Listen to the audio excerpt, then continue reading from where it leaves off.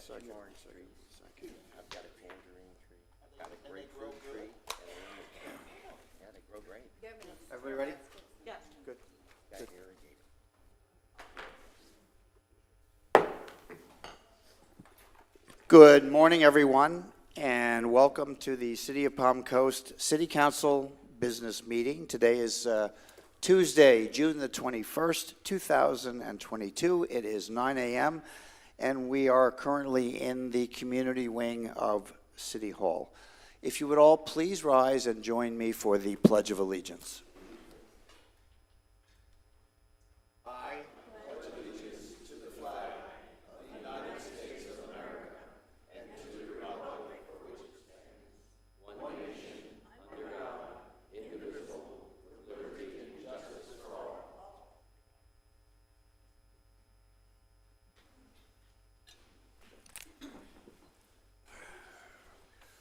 The clerk would call the roll, please. Mayor Alphen. Present. Vice Mayor Branquino. Here. Councilmember Danko. Here. Councilmember Finelli. Present. Councilmember Clufus is excused. Thank you. Let's see. In order for city staff to be able to, between the clerk and myself, forgive our voices today. In order for city staff to be able to respond to your questions or concerns, please fill out a comment card with your contact information. The cards are available from any of our directors in the back, and I think also near the door. Public participation shall be held in accordance with Section 286.0114 of Florida statutes. And pursuant to the City Council's meeting policies and procedures, each speaker shall at the podium provide their name and may speak for up to 3 minutes. The public may provide comments to the City Council relative to matters not on the agenda at the times indicated in this agenda. Following any comments from the public, there may be discussion by the City Council. When addressing the City Council on specific enumerated agenda items, speakers shall direct all comments to the mayor, make their comments concise and to the point, not speak more than once on the same subject, not by speech or otherwise delay or interrupt the proceedings or the peace of the City Council.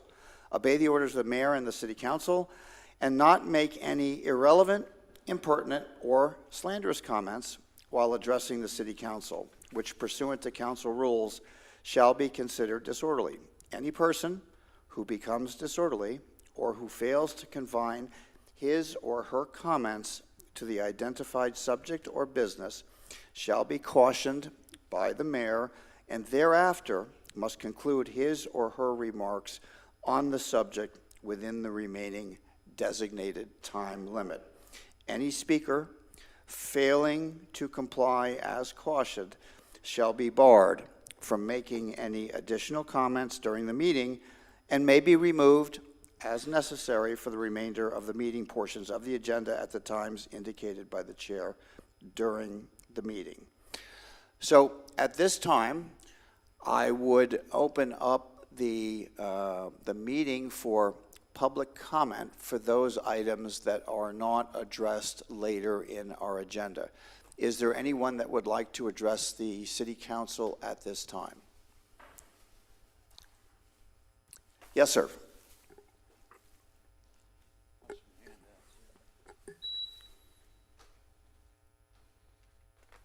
Thank you, sir.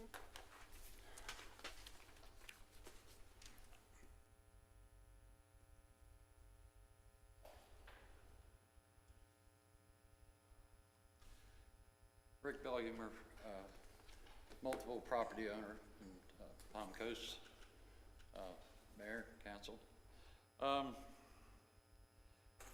What I've handed out is what the view is of the property across the street from one of my properties in Palm Coast. I've gone through all the procedures that I know that are available to me to complain about this junkyard across the street. And apparently the city's hands are somewhat tied because this person is homesteaded, and even though he's accumulated well over $100,000 in fines, the city can't collect on that because he's homesteaded property. So, he has cars parked all up and down the street on other vacant properties, around and back of his house, and actually in the street to where there was an accident on the road, on the 14th. And the vehicle that was run into was disabled and left in the street, and it still sits there to this day, a week later. Yeah, this is a real problem for the people in the neighborhood, myself especially, because it's a deterrent to property value. My son actually lives in that house now, my granddaughter. So it's a safety issue with these vehicles parked in the street and sightline problems, you know. So there's all kinds of debris and garbage all the way around the house. So it's become a health and safety issue. I know that the city can only do so much, and you know, his fines are accumulating. And this isn't the only property of that sort, but we do have some friends in Tallahassee. So what are your thoughts on approaching our legislators and seeing if we can change how these people are exempt from following the rules and creating health and safety issues for their neighbors? So if I have to, I'll do it on my own, but I was hoping maybe there was some way that the city might want to jump on that bandwagon and try and take advantage of the good friends we have in Tallahassee. Thank you for your comment. Is there another speaker that would like to address City Council? Yes, ma'am.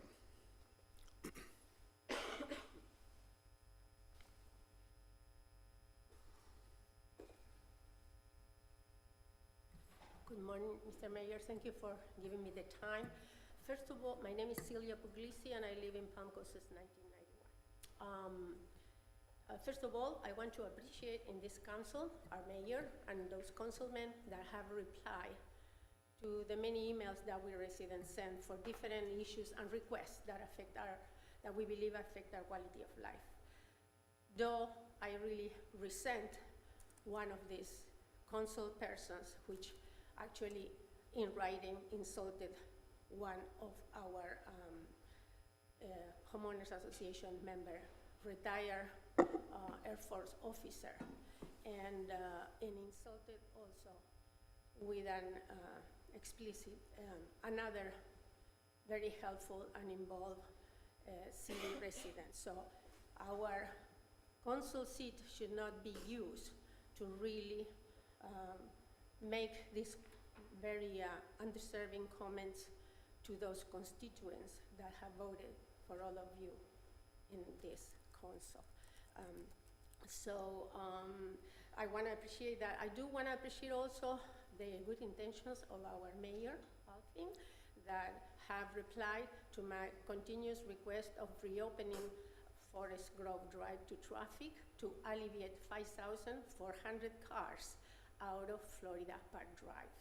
That was the count that was back then in 2015 when that was closed without any participation of the affected residents around that. I really appreciate that, and I appreciate any involvement that this council try in as much as they can to hear us and to try to resolve those issues that really attempt to our quality of life in Palmco. It's very important. Sometimes there are huge projects approaching. Like I mentioned before, I do not trust our PLDRB board because have become like a rubber stamp for any project they are presented, and they do not represent really at this moment the wishes of the residents. I wish for this council, when it comes about, to appoint to residents to these boards that will make a little bit different appointments that they have been doing since we became a city in 1999 on these boards. These boards are also to represent our residents, not just the developers or special interests or corporations. These boards are to look into the preservation, as our charter says, of the quality of life of the current residents before approving any project. For all of that, and you're helping us, I really appreciate it. Thank you for your comment. Are there any other members? Yes, sir.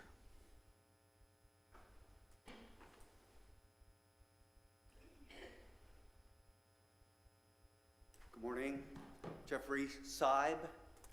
I'm here to speak about lots being cleared in our neighborhoods. It's apparent the natural appearance of our city is changing.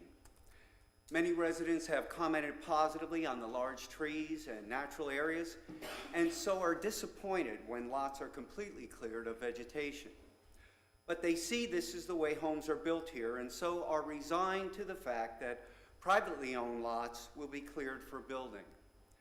What we will have left after all the home sites are cleared of natural vegetation will be the many small and large parcels of land interspersed throughout the city of property that is owned by the people of Palm Coast. These city-owned properties are found where street design, cul-de-sacs, drainage areas, highway buffers, and other places where a home or road would not fit. These areas belong to all of us, and we need to have a timely discussion about the disposition of our properties. The reason being is that many homeowners whose homes are adjacent to these properties are abusing the privilege of having a natural area in their back or side yard by cutting down trees and understory vegetation there, grassing it in, fertilizing, mowing, placing yard structures like fences, even, outrageously as it may seem, placing no trespassing and post-it signs on city property. Posted for who? Them, you, me? This is not like the 10-foot city easement at the rear of freshwater canal homes that homeowners may clear and plant. We are talking lot-sized, 2-lot-sized, and even larger parcels of our land totally stripped of natural vegetation. This is not beautification. Myself and many others see beauty in the natural condition.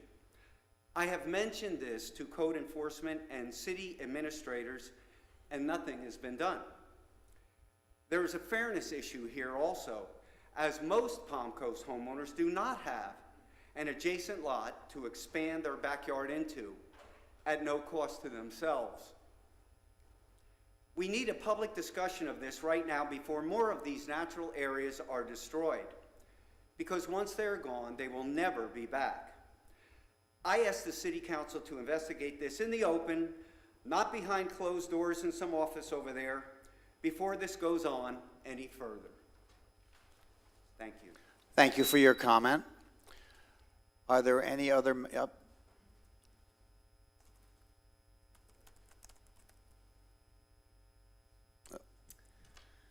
Good morning, Gretchen Smith, Palm Coast. Good morning, Mayor Alphen, Councilman. On behalf of St. John's River Water Management District, I'd like to thank you all for your continued participation and cooperation and partnership. And with that, I'd like to introduce my colleague. So you're going to be getting two people who live in Flagler County and in Palm Coast as contacts for you at St. John's River Water Management. And I'd like to introduce my colleague, William White. Good morning, Mr. Mayor. Good morning. Like I said, Gretchen said, my name is William White. I am going to be your new intergovernment affairs. We already started a great cooperative bonding with already talking with your staff, and I look forward to the future of continue working with you and your staff. After 32 years in the Navy, we picked Palm Coast as our home.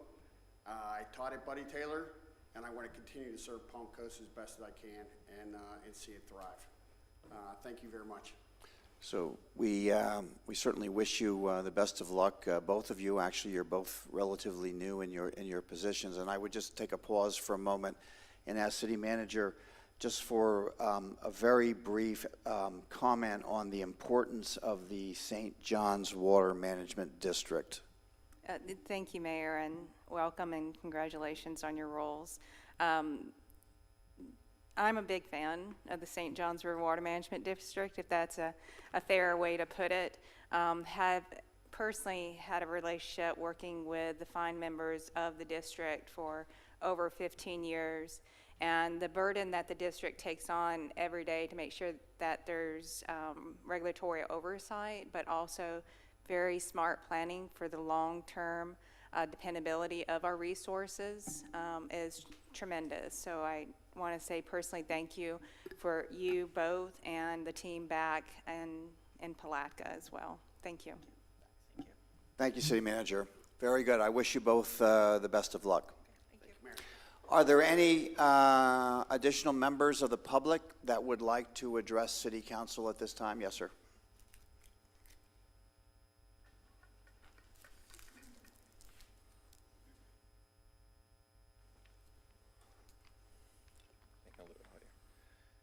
Hi, good morning. My name is Rafael Santelli, and I have been here in Palm Coast since 1997. So thank you for this time. And what I wanted to talk about is the expansion of the record that was approved center for $5.7 million. And I just want to give you some facts before I started, which is demographics. So our city is becoming younger and younger by the years. In 2020, we actually became a 65.8% of community of 49 or 40 years or old, younger. So only 38% of our actually community is over 49 years old. Actually, our median age now is 49.2 years old. It clearly shows a trend because in 2010 we are actually 58 and now we are 49. We're getting younger as a city or a more vibrant city. Due to the limited time, let's just jump to the record center that was approved again for $5.7 million expansion. I don't know if the members of the board know, we have over 38 courts of tennis here already, and 3 for pickleball already built here in Palm Coast. Out of this, we have no indoor volleyball court, only 2 sand courts, 4 basketball courts, and 10 soccer fields, and no gym community. Palm Coast does not have a rec center at all. I don't know if you know, we have a Palm Coast volleyball team, and we finished actually first in the nationals now in Orlando. In the BB level, there are different levels. My team finished actually in first, and that was actually a first for our city. But we have no place to play. We have to go to Daytona Beach. We have to go to other cities because they have indoor volleyball. So sand volleyball does not fit every volleyball. Sand volleyball is just for beach volleyball. The same goes for basketball, and the same goes for all the other sports already here. So we have approved an expansion of already 41 courts present, mainly because it's being used for pickleball. So pickleball has been increasing. It's one of the biggest sports that are growing here in the United States, but they already have 41 courts, and we have none. Basketball for kids, they have, if you want to get like a kid basketball or a league built up, you just can't because you don't have no space. You have to dispute with the school. And the school more and more don't want us there. We only have now 2 days and only 5 hours to play throughout the year. No summer leagues. We right now have no place to play at all. So I would like to please recommend the creation of a rec center that will actually have volleyball and all the sports, including the tennis and the racquetballs. Thank you so much. Thank you for your comment. Any remaining members of the public that would like to address City Council at this time with any item that is not on the agenda? Seeing none, I will close this section up. Yes, sir.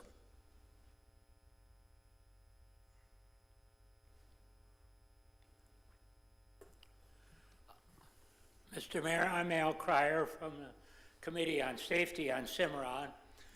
In a meeting just a short time ago, a request was made to go back and talk to the residents on Cimar, and we have done that.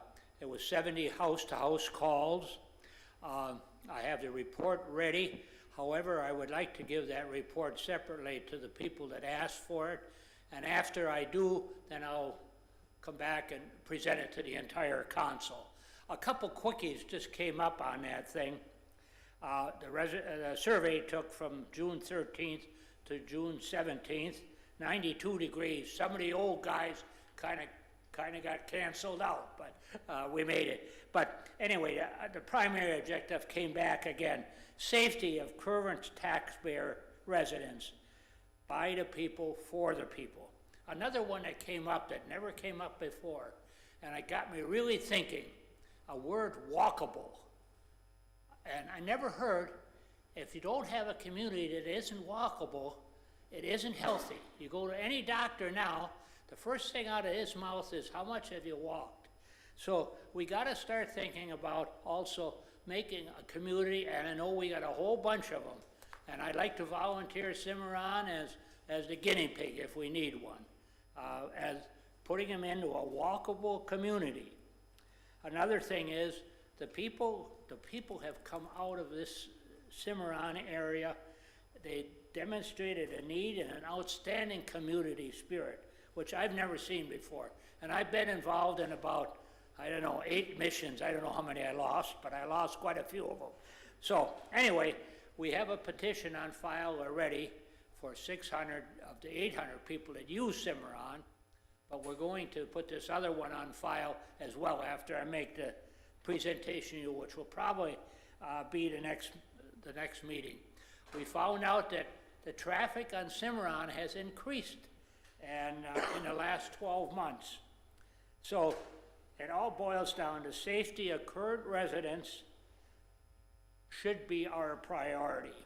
We're approaching all of our blockers, all of our volunteers. We know we're getting to the point now where we got to start looking for money, just short of robbing a bank. Oh, I didn't say that. But anyway, we're getting to that point. And I just wanted to thank all you people for just putting up with me week after week. But the other guys all canceled out. So, hey, thank you very much. Thank you for your comment. Any other residents would like to make public comment to City Council at this time? Seeing no one approach, I will close the public comment portion of this meeting. I would invite any City Council member if you'd like to comment on any particular issue, or we can move on with the agenda. Ms. Gretchen Smith, I'm the representative of the City of Palm Coast to the St. Johns River Management District. I would like to contact you so we could exchange a few thoughts. We could do it by phone, and if you don't get my personal number today, I'm pretty sure Virginia Smith will gladly give it to you. And good luck on your endeavor. Thank you. Thank you, Vice Mayor. Any other comment? Mr. White and I had the opportunity to work together many years ago, and the St. John's Water District is very lucky to have him. He's a great guy. Thank you, Councilman. Okay, with that, we move on to the approval of the minutes portion of our agenda. I'm looking for a motion for the June 7th, 2022 business meeting and the June 4th, 2022 workshop. I'd entertain a motion for approval. Approve it. I have a motion to approve. Second it. I have a second. All in favor, please signify by saying aye. Aye. Any opposed? Does the clerk have the count? Motion passes 4-0. Thank you. We move on to the proclamations and presentations. So I will begin.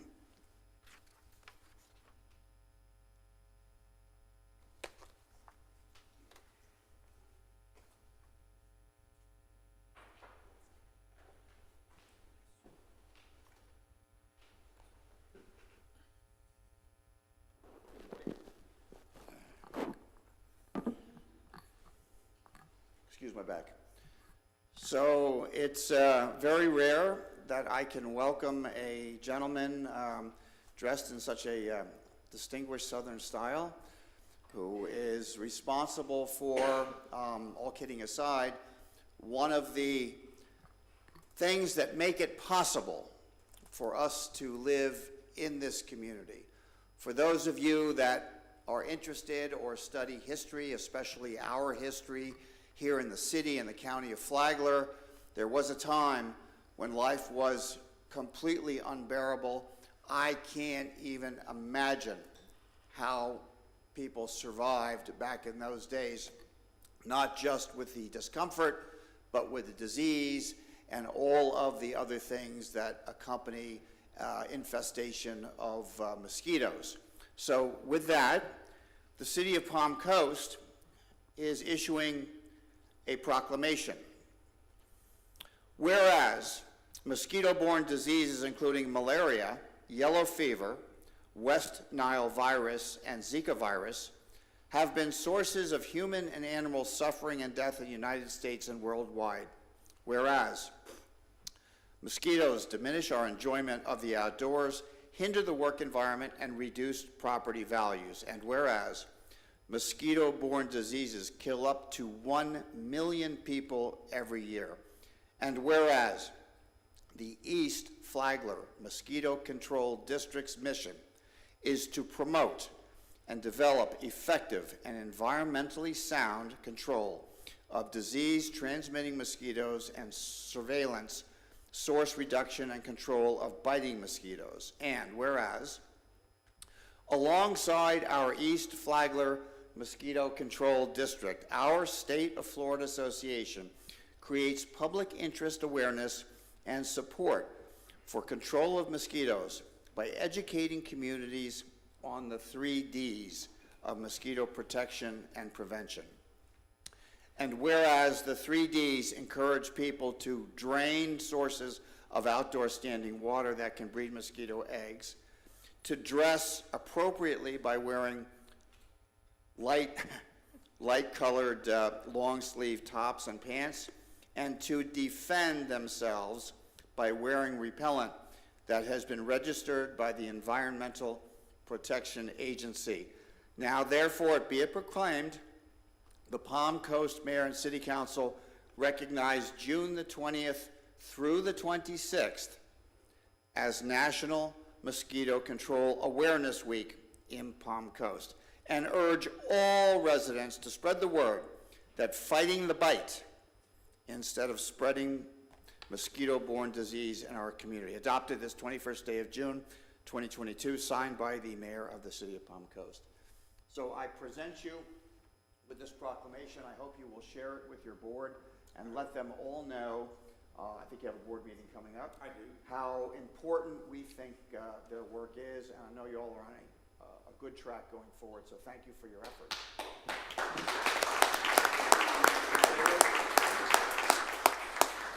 First of all, happy summer to all of you. Today's the first day of summer. Right now, the mosquito population is pretty much non-existent because it's been so dry lately. So we haven't had a problem recently, but as soon as we get some rain, we will have a problem.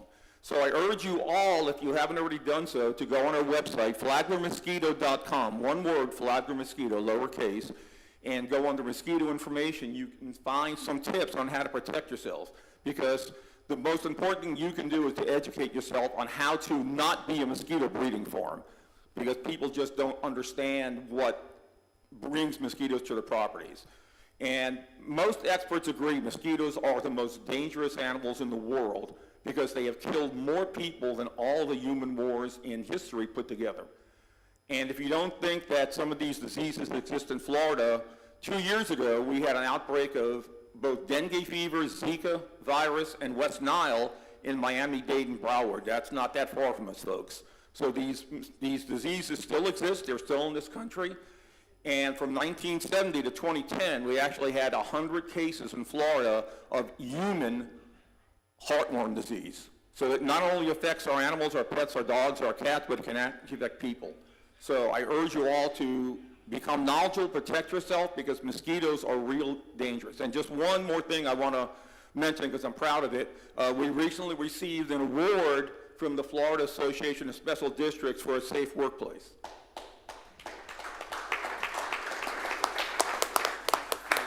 Thank you. Excuse me, I have to run to my board meeting. Thank you.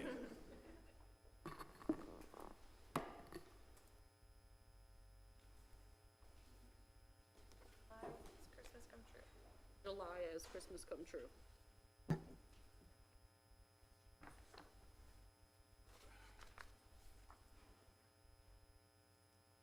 Councilman Finelli will follow up with the next proclamation. Good morning. So I have the distinct honor and pleasure to present this proclamation on behalf of the mayor and city council on our Christmas Come True nonprofit organization here in Flagler County. I want to personally thank you for all of the work that you and your organization do for the citizens, our needy citizens here locally. It doesn't go unnoticed. We appreciate you very much. So now I'll read the proclamation. Whereas family poverty transcends race, religion, and ethnicity, and is one of the greatest challenges to not only the family, but the entire community, which suffers the consequences of its many effects on our children. According to the Alice Report for Florida in 2018, 46% of households still struggled to make ends meet, while 13% of these struggling households were living below the federal poverty level. Another 33% were Alice, asset limited, income constrained, and employed. These households earned above the FPL, but not enough to afford basic household necessities. Whereas Christmas Come True is a nonprofit organization established in 2009 that addresses the many aspects of family poverty in Flagler County, including food distribution, financial assistance with housing, utilities, transportation, furniture, home goods, and medical expenses. Since 2012, Christmas Come True has provided over $109,000 in assistance throughout the year. Since 2009, we have provided a complete, personalized Christmas experience for a total of 1,512 families, with 4,269 children being provided a Christmas dinner, new clothing, toys, gifts, and Christmas stockings filled with hygiene products and other goodies. Whereas Christmas Come True is a nonprofit organization in Flagler County that provides free furniture and home goods through their Begin Again home goods store for families in crisis. And whereas Christmas Come True is expanding their mission and support system by incorporating innovative community resource solutions, a community-based center creating the tools for makers, creators, innovators, and visionaries to bring their dreams to life. A diversified, multi-generational collaboration to grow new careers and businesses. And whereas the COVID-19 pandemic resulted in many more families suffering a devastating loss of income, Christmas in July events will enable Christmas Come True to provide additional assistance with food, rent, car payments, car registrations, car insurance, furniture, and home goods to those families since March of 2020. And whereas this recognition also allows the community to support working together to create an environment where people can share their time, treasure, and talents to help the families who were affected by recent events. Now, therefore, be it proclaimed by the mayor and the city council of the city of Palm Coast, Florida, that the month of July 2022 as Christmas Come True Month. Signed, Mayor David Alfin, this June 21st day, 2020. Thank you very much. Hey, John. Go back this way. Ed.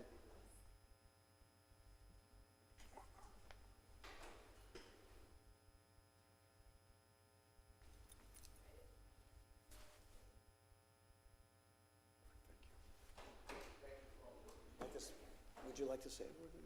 Would you like to say something?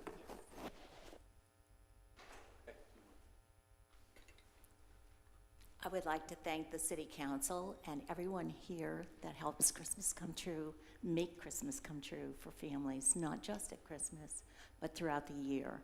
The name Christmas Come True is what the spirit that we should have every day to give to our neighbors and help our neighbors by providing them the things that they need, very basic needs such as food, clothing, beds, and furniture. So I thank very much everyone that helps us. Thank you.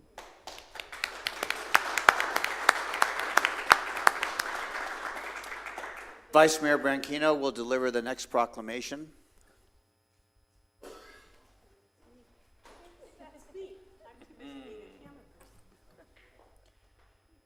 Hello. About 7, 8 years ago, once again, forgive my bad. 7, 8 years ago, I looked at my front door and I saw someone by my mailbox bending over and doing something. I said, what in the heck is going on?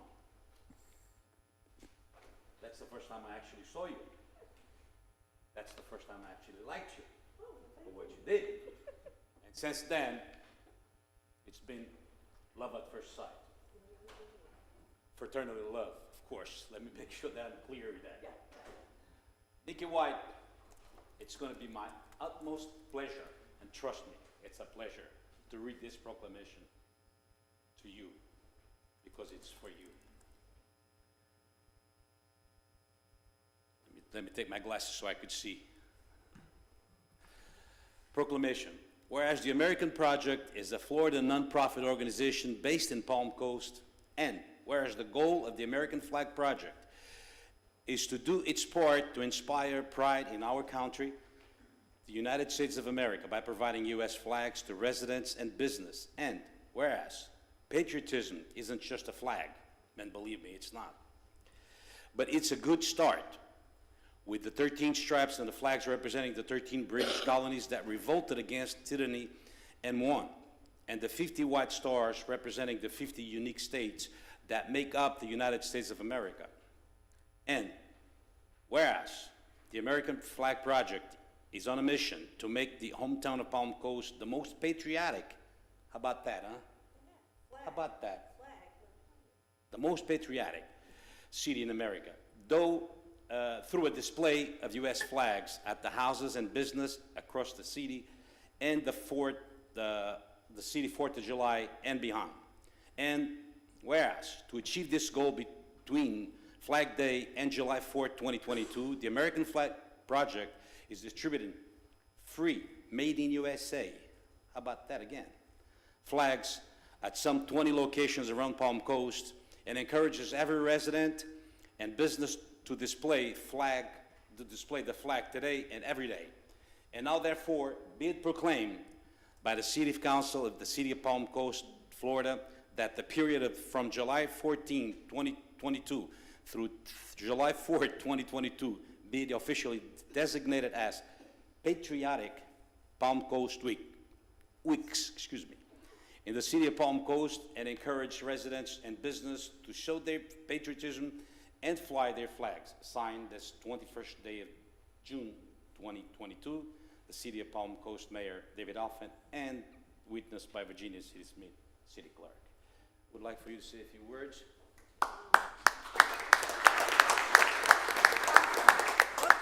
I'm short, you can't hear that.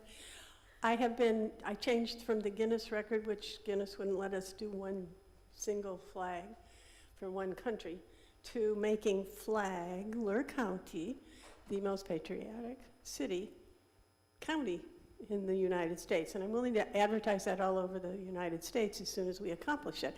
So we've been handing out stick flags, like I put at his mailbox, and I call them the mailbox flags, and lately people have gotten enthusiastic about it. So I'd like to see a mailbox flag in front of every home in Flagler County. Wouldn't that be neat? Wouldn't that be awesome? A single exposure to an American flag raises patriotism and voter participation. It's highly researched.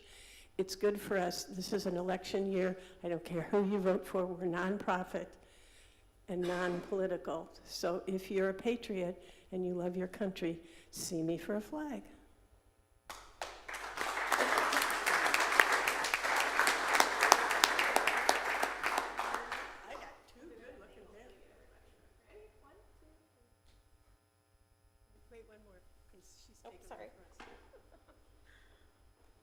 Isn't she a beautiful person?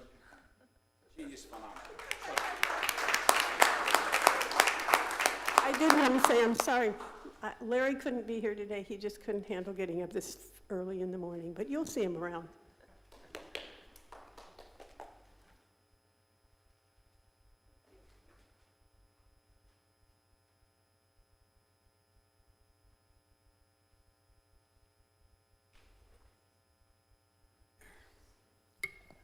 The next item on the agenda is a special recognition We have with us today the Honorable Gary Lubai, who has recently ascended to the chairmanship of the Palm Coast Flagler Regional Chamber. Did I get it right? That's right. Perfect. But more importantly for today, Gary Lubai has been an important component of the community in the financial world, helping countless numbers of commercial businesses in the area, but also the city of Palm Coast itself. His devotion and dedication to our residents sort of is very well summed up in the following.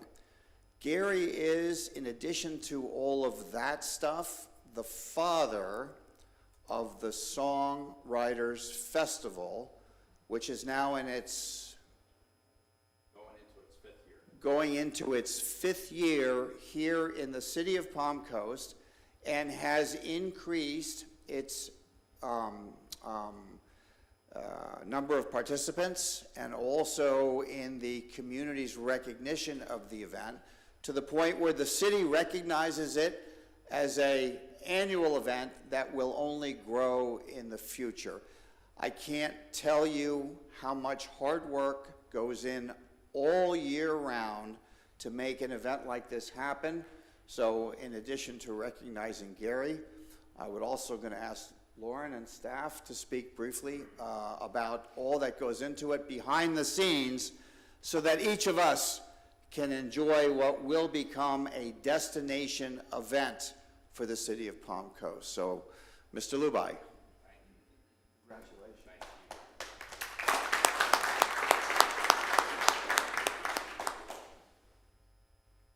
Just to echo Mayor Alphen, the Palm Coast Songwriters Festival was a recipient of our annual cultural arts grants that we pass out each year. And it's Gary's efforts and all of our other grant recipients that we are able to promote arts and culture in Palm Coast, and we look forward to the continued initiative. Thank you.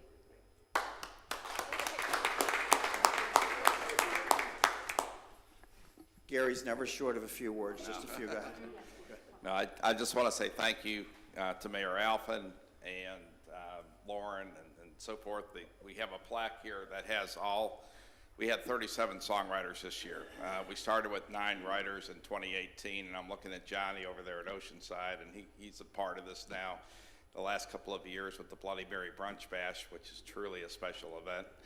And just what we've been fortunate enough and blessed enough, and that is to bring a level of talent that our community doesn't typically get performing here. You usually have to go to St. Augustine or Orlando or Jacksonville or maybe Daytona to see this level of talent.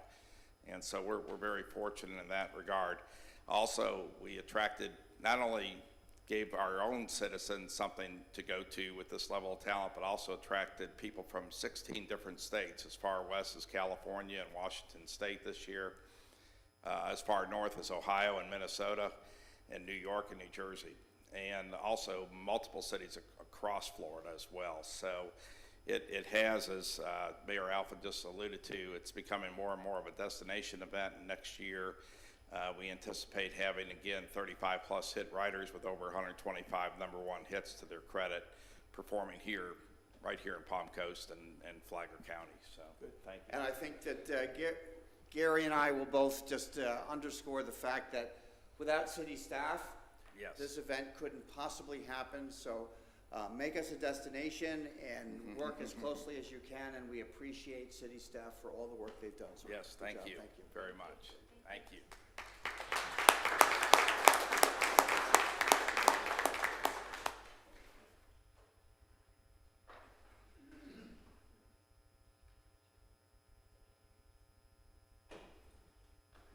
We'll next have Jason DiLorenzo give a...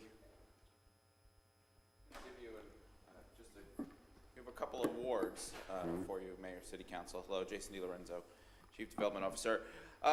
SCORE is our small business mentoring program that we have here at the city, and the SCORE representative unfortunately wasn't able to join us this morning for this. But at their recent annual awards breakfast, the city received couple of awards, and just as a quick reminder to you, we provide a grant to SCORE, an annual grant. This year it was $7,200, not to exceed $7,200, and they provide mentoring services to our local businesses, not just the city, all of Flagler County, virtual or in person, depending on how they wish to meet. And then quarterly, they send us a report of the number of hours that they've mentored, and then we pay those services at a very reasonable rate of $35 an hour for those services. SCORE, if you're not familiar, is the service corps of retired executives. The ladies and gentlemen that do the mentoring do it at no cost, and SCORE itself is also supported by the SBA and then from local grants like ours. So they have provided this certification to the City of Palm Coast in recognition of your dedication and commitment to SCORE and volunteerism on behalf of the small business community, and this very lovely clock that was designed and made by one of a SCORE mentor companies, as well as this engraved plaque, which is also a SCORE member company that is involved in mentoring. So, thank you very much.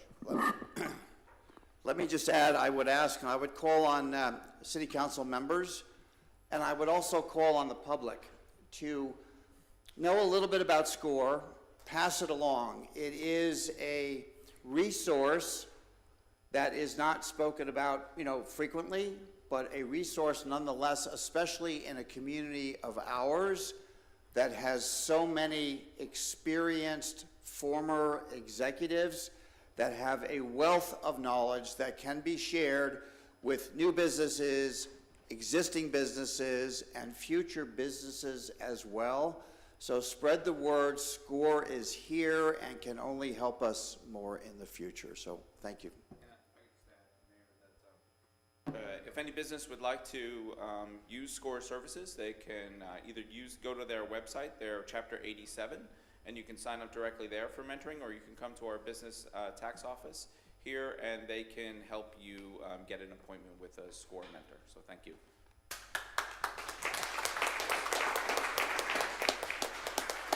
This is actually very good that we have all these executives that come and mentor our small business. And that goes to show you that we still are the best town in the United States to retire to, because that's where those executives retired to. It's to this town, and I'm so happy for them to do so and help the small business out there, and other business, actually. Thank you. Thank you, Vice Mayor. Before we begin today with council business, with the council business portion of the meeting, I want to take a moment to discuss City Council processes related to approval or denial of items presented to Council at all business meetings. For each workshop, City Council receives a comprehensive overview of each item. At that time, it is Council's opportunity to provide opinions and ask a question on each item. Just as a reminder, items that are quasi-judicial in nature will require Council to base their decisions on only what is presented at the scheduled public hearings conducted at the scheduled business meetings. The purpose of a business meeting is for Council to review and weigh all the evidence and take action with decisions based on all information presented both at the prior workshop and today. With that, I would ask Council to read the first resolution into our record, please. Of course, Mayor. This is agenda item number 6, an option and ground lease agreement with Diamond Towers 5 LLC for Clubhouse Drive, Utility Site, Florida 162. A resolution of the City Council of the City of Palm Coast, Florida, approving option and ground lease agreement with Diamond Towers 5 LLC for construction of wireless telecommunications tower at Clubhouse Drive, Utility Site, Florida 162, authorizing the city manager or designee to execute said agreement, providing for severability, providing for conflicts, providing for implementing actions, and providing for an effective date. Good morning, Mayor and Council. Presentation, please. Yes, sir. Doug Akins, IT Director, joined again by Tom Wadowski from Diamond Communications. Last week when we spoke, I know there were some questions about the site selection of this tower on Clubhouse Drive. Doug, do me a favor, adjust your microphone just a little bit. Thank you. Is that better? There were some questions last week on the site selection of the Clubhouse Drive tower. It was also mentioned that previously when the golf course was being considered as a location, Mr. Vitale had sent over some recommendations for alternative locations and just wanted to provide more information on those items. This is one of the alternative locations Mr. Vitale had proposed. You'll see here on the bottom, one of the locations is this westward parcel on the west side of Linear Park. There's also another proposal he sent over with 2 alternative locations. Again, this second site is the same one previously seen on the west side of Linear Park, and this one is up here on Linear Park in the more easterly section. This is a screenshot of the management plan for Linear Park. You can see all the parcels there that are striped are considered greenway parcels. Those parcels, per the DEP management plan for the site, we cannot construct a cell tower on those parcels. And the one location Mr. Vitale had recommended was over here on this parcel. The second location is down here on this vacant city-owned parcel. And from this map, you can see this parcel is in an AE flood zone area. And again, per our ordinances, we are not allowed to construct critical facilities in a flood zone area, which a cell tower is considered a critical facility. When the golf course location was removed, we went through and looked at all the properties in the area, AT&T still being interested in constructing a tower here. These are all the city-owned parcels in the area, and just wanted to kind of go through why the site was selected. So, of course, originally we looked at the golf course area. City Council decided not to put it there and then removed the golf course from future consideration. That parcel is Holland Park. We considered that also, but there was no area on Holland Park where a tower can be constructed that would allow the appropriate setbacks that would be needed. These parcels are the community center and fire station. Again, staff considered those, and with future plans for the site, as well as easing the parking situation at the community center, there was no place that a tower could be constructed. Again, these are the Linear Park Greenway parcels, and per that DEP management plan, a tower couldn't go there. And that leaves the westward parcel, which again is in a flood zone, and again, per our ordinances, do not allow a tower to be constructed there. And that left us with the one parcel, which is the pump station, utility pump station on Clubhouse Drive. So that's how we came to select that piece of property. And again, it was our intention to bring this to the planning board first, because this site is not in the master plan, in order for it to go through the special exception process before it came to council. But because procedurally we couldn't, we had to bring it to you first for approval of applying for the special exception process, which is why it's here before you today. A question. We had spoken about changing the language slightly at our last meeting. Can you just reference that for me? Absolutely. So afterwards, we spoke with Diamond, and again, Tom may be able to address this more. I know it was mentioned 18 months. They had said that because after the special exception approval process, all the federal applications begin, and there are several of those, it would become very costly if 18 months down the line the city decided not to construct a tower there. So the way it was worded in the ground lease was that 30 days after approval of special exception, City Council can cancel the lease should it choose to. I would open up for City Council questions of the presentation this morning. Vice Mayor, any questions? Yes. I went by this place, and I imagined a tower there. doesn't look good. I could understand how the residents feel.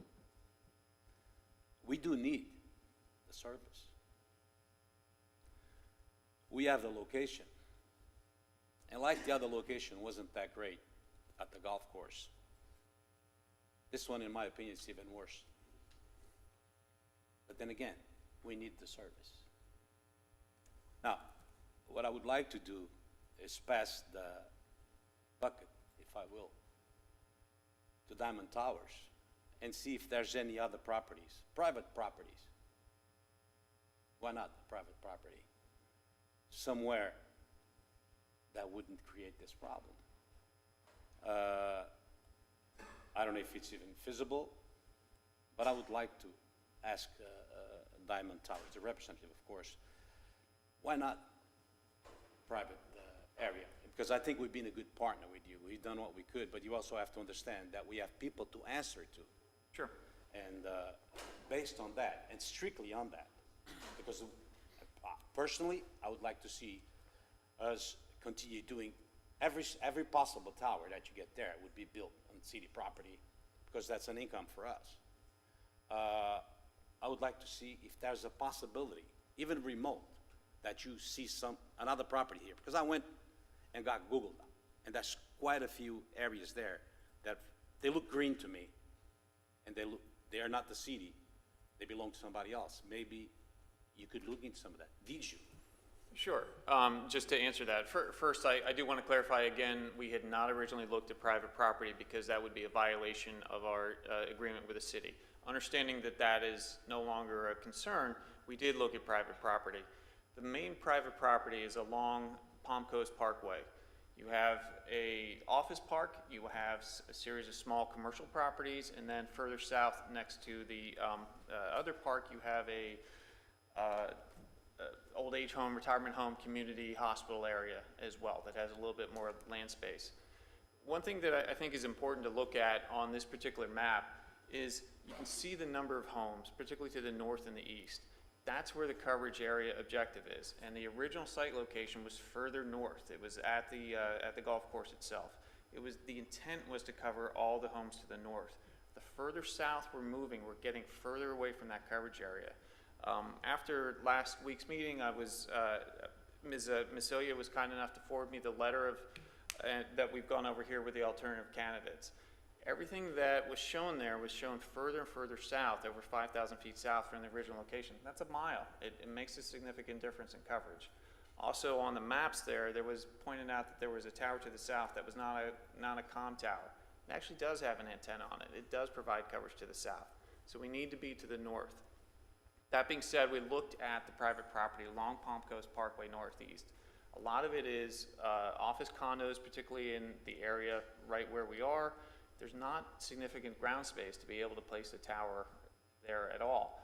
The only commercial areas that do have significant ground space, again, are further south. We would have to work with the hospital department or, the old age home in that area to place something. It just gets further out of the coverage area. We do feel that this location, although small, is still the best. And what we intend to do through the neighborhood meeting that, again, we're not required to have, but we intend to have with the neighbors, is to really kind of express that and work with them on the design. So it doesn't necessarily have to be a straight monopole. We can do something else, preferably a tree is probably a better use of this location. There are trees bordering the homes to the cul-de-sac to the east of the property. So this would tend to blend in a little better. We're also working with AT&T to be the minimum height necessary for their coverage to work. Right now, the ordinance allows up to 150 feet, and that's what we applied for. However, we're going to try to push AT&T down as far as possible so that it's not necessarily a 150-foot tower, but we're trying to see if we can lower this down to 140, 130 to get it even lower to be the minimum height necessary to cover the homes to the north and the east. We're going to do that through the neighborhood meetings and then go through planning. If that is still not enough, we understand, and that's the end of it. And then even if it is approved, the city still has the additional 30 days to cancel the lease as we agreed to. It's 30 days as of when? After any approval, because if we didn't get approved, it's done anyway. But if we get approved, you have 30 more days to decide if you want to continue the lease or not, after planning board approval. And when do you plan to have those meetings with the citizens? We're gonna be setting up the neighborhood meeting in July. That's only next week. So we're gonna have the early meetings in July. It's highly unlikely we're gonna be able to make the planning board meeting in July. It will probably be more August or September at this point. Again, for any reconfiguration of the plans and to make sure that we provide adequate notice to anybody who wants to attend those neighborhood meetings. That's it for me now. Maybe I'll have a couple of words after the comments of the people over here. I don't know. Any comment at this time? Councilman Danko? I just want to make sure I understood clearly that you looked at the sites that were provided by Mr. Fatelli, and they're not going to work. Is that correct? That's correct. Thank you. Councilman Finelli? I do have a few. So I read through all the documents that were provided to me on the agenda for this item.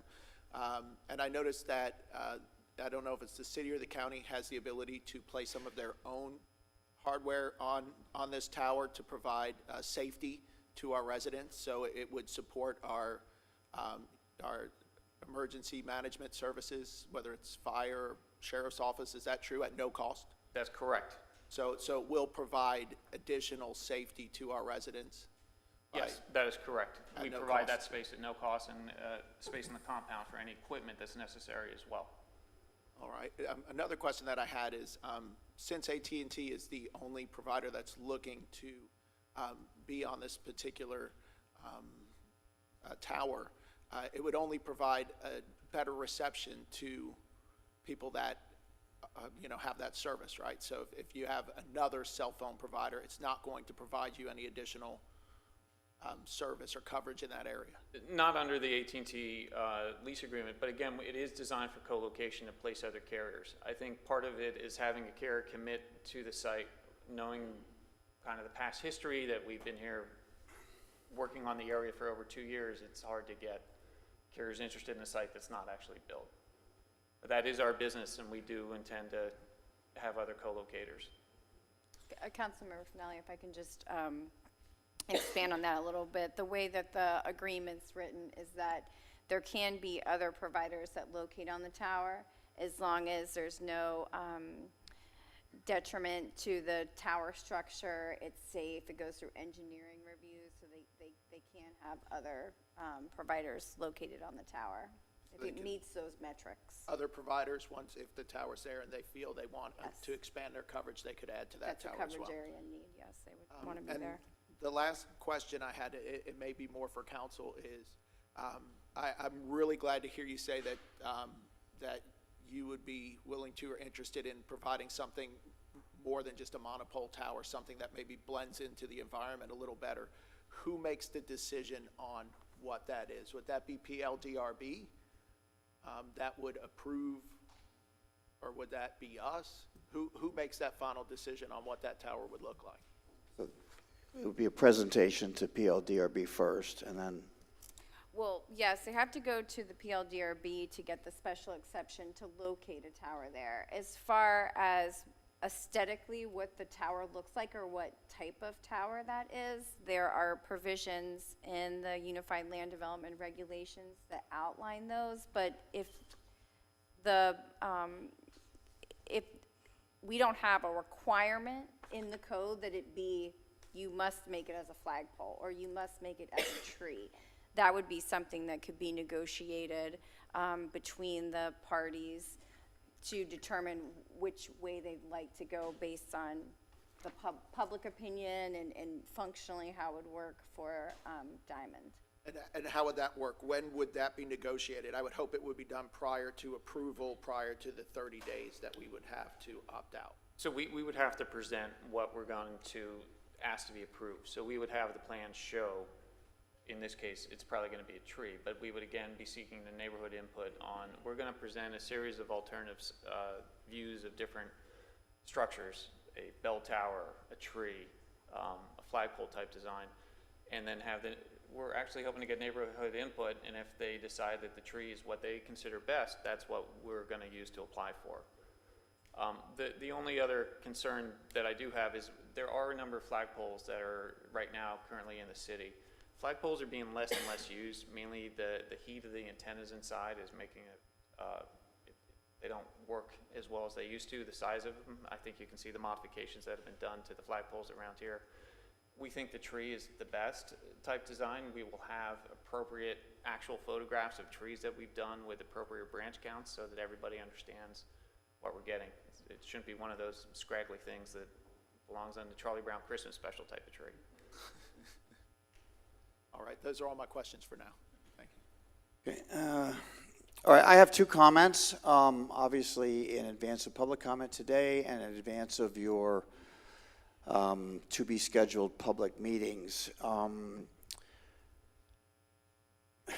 So there are more than 94,000 residents living in the city of Palm Coast. Our security and safety are highly dependent on both the sheriff and the fire chief's personnel's ability to communicate throughout the city without interruption.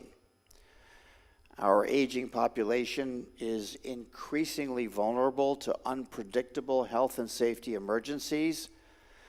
Residents should be confident that cell phone service will be available everywhere at any time in Palm Coast, whenever their health or safety is at risk. So I speak for myself on the city council that public safety for every one of our residents and for every one of our law enforcement officers and every one of our first responders will rise to the top of any decision-making I make on the dais. I am in favor of moving these these resolutions forward today. So if there are no other questions or comments from the dais right now, I will open up for public comment. Anybody? After the public comment, Okay. then I will have a couple. So I would invite the public to address City Council on this resolution. And please, Councilor, so there are two resolutions, actually. Yes, there's two. They were separated after the workshop. So our discussion can apply to both, right? Or are we going to open the second one for? We'll open the second one for public comment We will, also. okay. Yeah, but this is strictly for the Clubhouse site. Understood. Please.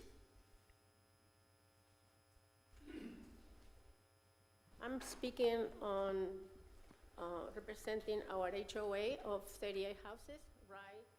Way less than 1,000 feet of this project. Also, on a way, I speak for our neighbors here in Lake Forest. They have 53 units that will be affected by the tower.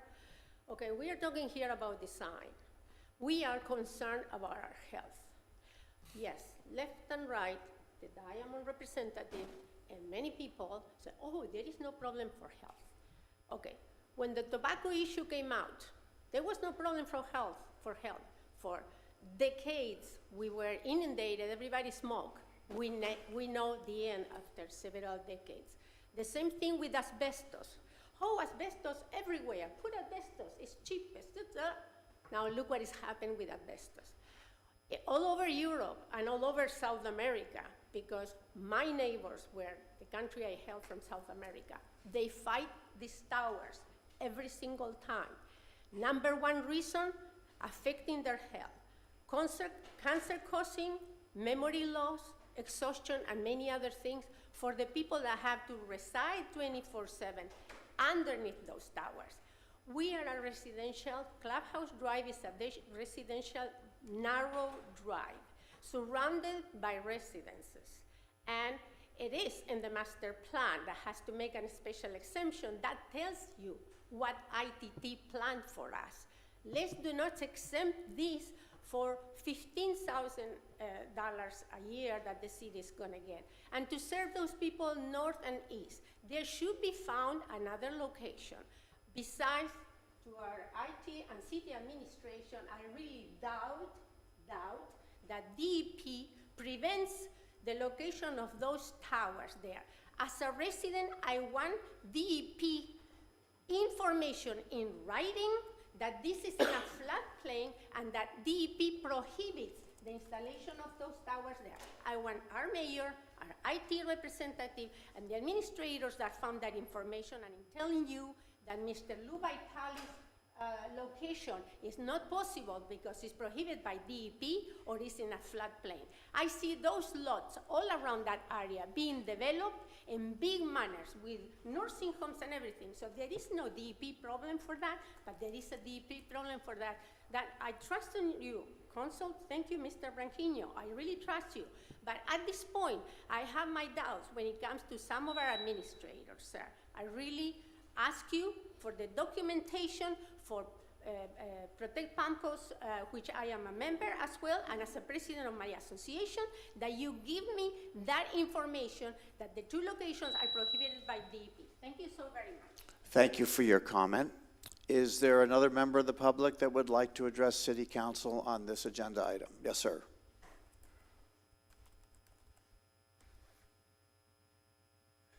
Robert McDonald, Palm Coast. I'm going to ask a question, but there's only one person in this whole entire room that's going to be able to answer the question. If we put this tower where they're talking about, I want you to ask Chief Forte, is the communication going to be any better for his fire service, especially with handheld portables?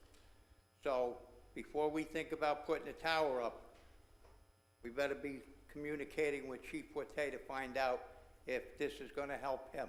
Because if it's not going to change anything, or it's not going to make any better, then don't put the tower up. Because unless you've been in a situation where you're holding a handheld radio and you're in a burning building and 90 things are going on, the last thing you want to be able not to do is communicate with Fire Command. So you might want to ask him if where you're going to put this tower, is it going to make his job and his men any safer than where they are right now? Thank you for your comment.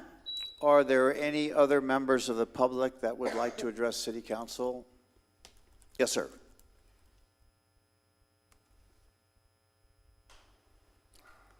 Steve Carr, Palm Coast. There are many scientific studies out on the 5G and the health concerns, and I really hope that the city is taking a look at all these scientific studies about the health concerns for residents. Thank you. Thank you for your comment. Any other members of the public would like to address City Council at this time? Yes, sir.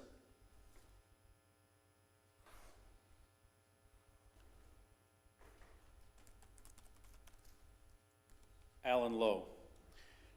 I'm a little bit confused. I was here during the city council meetings when they were discussing the tower being placed over at the golf course. And I don't remember which city councilman it was, but somebody commented that with people coming in over the toll bridge, the first thing they would see as they drove in would be this big monstrous cell phone tower. It was requested or asked at that time if the cell phone tower could look like a tree. And they were told no, that this particular tower setup cannot look like a tree. But now we're talking about the same radio tower setup that can now look like a tree. So I don't know why it couldn't before and can now. I'm not in favor of having it over at the golf course, and I'm not in favor of where you're putting it now, but I don't understand why at one time it can't look like a tree, now it can look like a tree or a flagpole or something else. As far as the safety issue is concerned, that's paramount too, and I agree with Mr. McDonald. However, I'm not sure we need a big cell phone tower, and I'm sure Chief Forte could answer this better, but repeater stations can be set up on smaller towers that can reach huge areas and not have to have a big cell phone tower. And one other question I have, and maybe I'm not in favor of this either, but the 5G setup. I agree there could potentially be health issues, but let's set that aside for a second. If the city is looking for having 5G, which my understanding is would be put on telephone poles because we would need more antennas because of a short range of the signal. If the city is looking to move in that direction at all at any time in the future, then would that render these towers obsolete? And if we're putting up a tower now, would it be obsolete a year from now if we're looking at putting 5G with smaller antennas on all the telephone poles? I'm not in favor of that, but I think it's something that the city should consider before we move forward in these different directions. Thank you. Thank you for your comment. Any remaining members of the public? Yes, sir.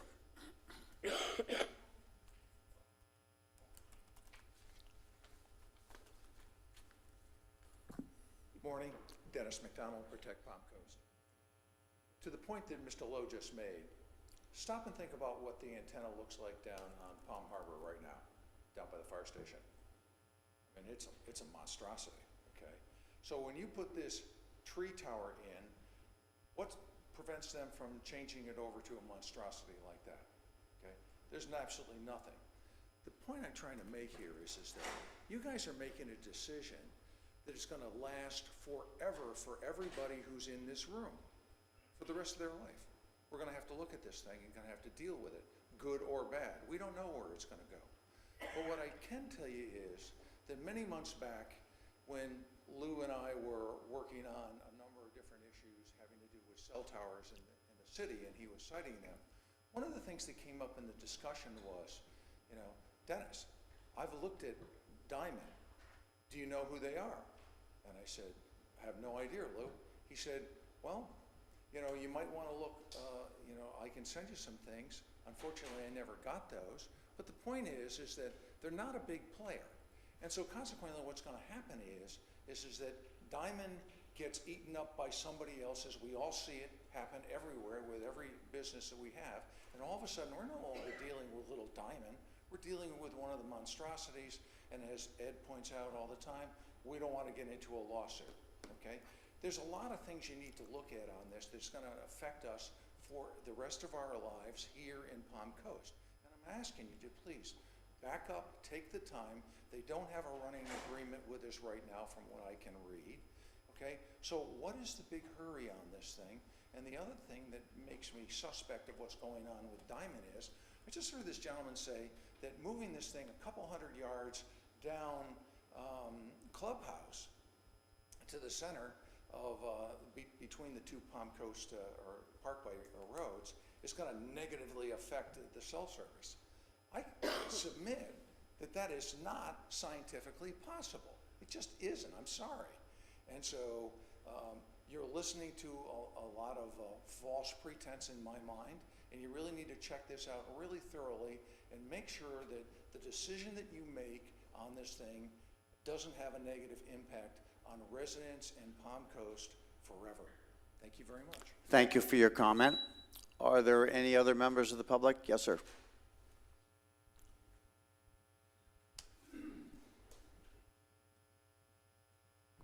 Good morning. Greg Blasset, President and CEO of the Palm Coast Flagler Regional Chamber.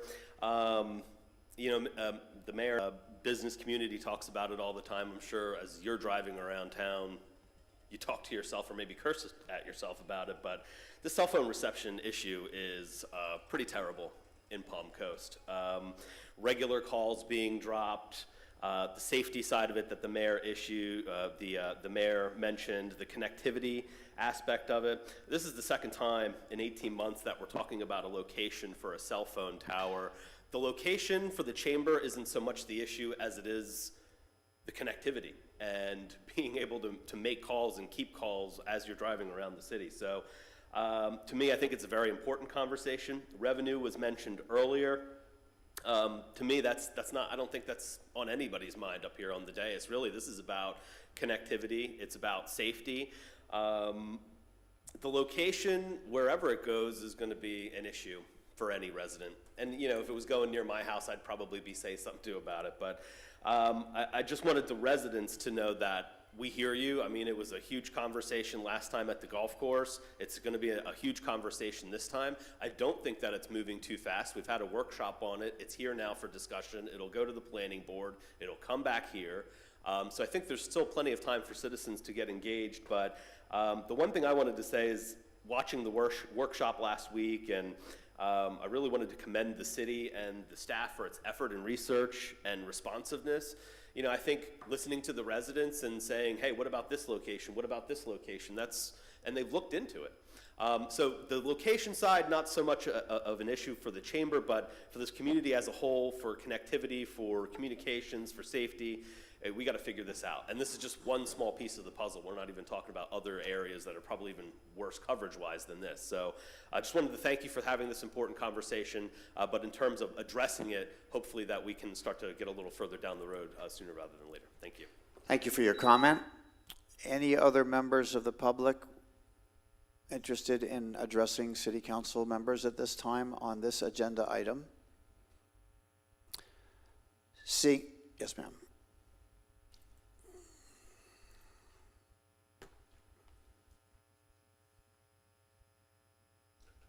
Irene Vinciguerra, Palm Coast. I was just wondering if this location is, because it's involving AT&T, if the location that they've picked is because it's right next to the AT&T property. I mean, it's right in the center of a very congested area.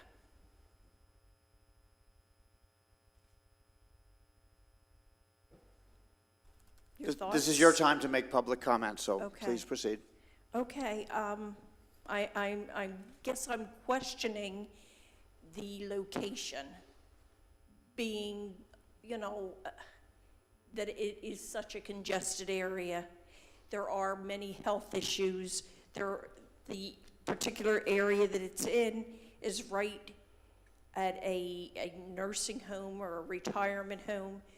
The community that I have just moved into, okay, is primarily an elderly location, and I'm worried about our health. Most of the people that are in our area have health issues. They have defibrillators, they have pacemakers. Are these cell towers going to affect any of that? My question to the council. Good. Thank you very much for your comments. Any other members of the public would like to address the issue to city council members at this time? Seeing no one approach the podium, I will close the public comment section and come back to the dais for additional discussion. Vice Mayor, did you have another point? I never thought I was going to say this, but I agree with Greg Blase. Swear, I never thought I was going to say this, but I did. And it is a terrible issue. It is a terrible issue. The problem we have over here is connectivity. But the biggest problem, if we just look at the next location that we're going to, item number 7, it's the location. The location does not please the people that live around it. I live about 800 yards from direct line from one of those, a pretty big one. That's the price of modernity, the modern times.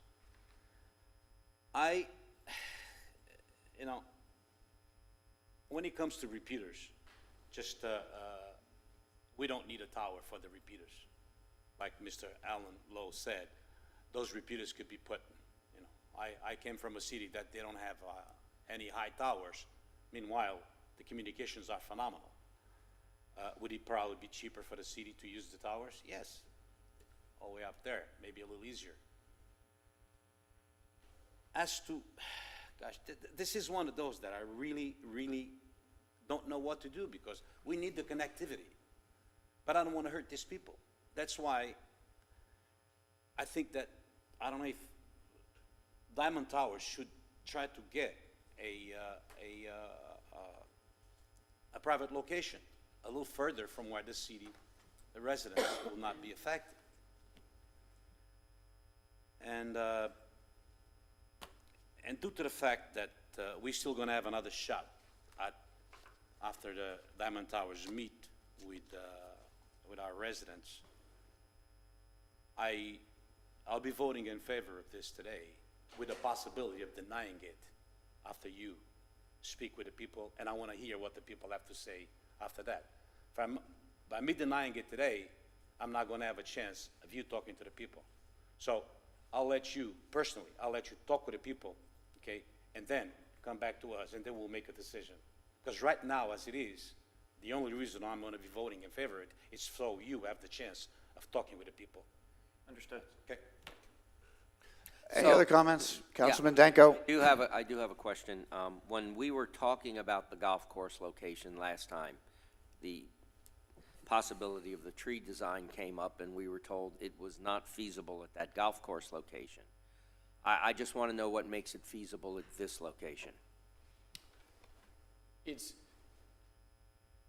feasible simply because it is something that we are willing to do. It is a substantially economic cost to Diamond to do that. It doesn't provide the same amount of coverage and connectivity for AT&T to do that, but it would help, and that's why we're trying to do it. It's something you're willing to do to make this a little more pleasing. It's something we're willing to do. It adds substantially onto the cost. So I've seen a couple of the tree ones down in Volusia, and I have to admit, they look pretty good. I mean, they blend in if you've got trees around them. So yes. Looking forward to seeing that. Thank you. Councilman Finelli, any last questions? So I spent a lot of time reviewing, looking at this, thinking about it. I have family that live close to the other Palm Harbor Tower, about a block away. It's in a residential neighborhood. It never really crossed my mind. I've driven by it, but it didn't prevent that family from buying a house there. Their property values still seem to be going up with everybody else's. I do hate to ever make a decision that negatively impacts residents. That's not what I'm here for, and that's not what I want to do. But then you also have to balance that with the safety and well-being of all of the members of our community. So I am going to reluctantly vote in favor of this, but I am not saying that my mind is made up on where we're going to be at on the end of this. I have to agree with Councilman Branquino that that we need to make sure that we can put a tower there that is not going to negatively impact the residents of that area. Would staff like to address any of the points that the public raised today? Is there anything in particular that you would like to reference or clarify? There was just the one comment about the AT&T store site being located next to it. Just to clarify, this site was one that city staff actually recommended Diamond after the golf course was pulled. We thought we were out of options until a utility staffer recommended this site to us, and we recommended it to them. So it has nothing to do with the AT&T store located next door. Does that conclude your presentation? Any other comment? Yes, they're two separate things. AT&T doesn't locate sites next to where their stores are. They locate it where the coverage is needed, and the coverage is simply needed to the north and east, as we can see on the plan. I appreciate the clarification. Oftentimes, when there is emotional discussion, there tends to be a great deal of innuendo and assumption and a lot of information that may not be born from hard facts. So I do appreciate your willingness to address the public so that you can speak to them from the data, science, and experience that your company should have to offer. And with that, I would ask for a motion at this time. I'll make it. So make your motion, please. Yeah, I'll make the motion to approve this. Motion to approve the location at Clubhouse. Yes. Counselor, is that good enough? Yes, the agreement for the. Is there a second? Clubhouse location. Is Make there a motion to approve the agreement. Right. Is there a second?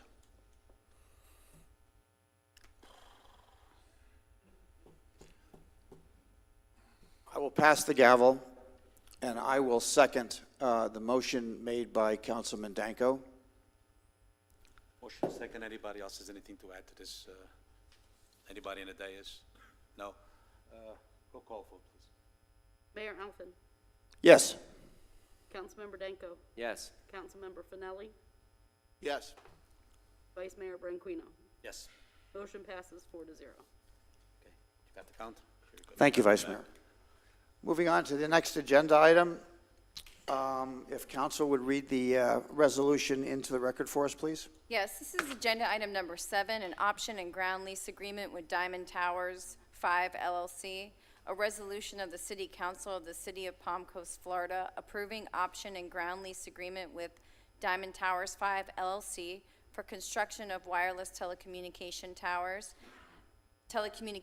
tower, at Royal Palms, Florida 297, authorizing the city manager or designee to execute said agreement, providing for severability, providing for conflicts, providing for implementing actions, and providing for an effective date. Thank you, Counselor. Doug, would you just like to pinpoint the location for us? I think most of the other information is similar. Is that correct? Sure, there's been no changes since the last meeting. Let me see if I pull this up.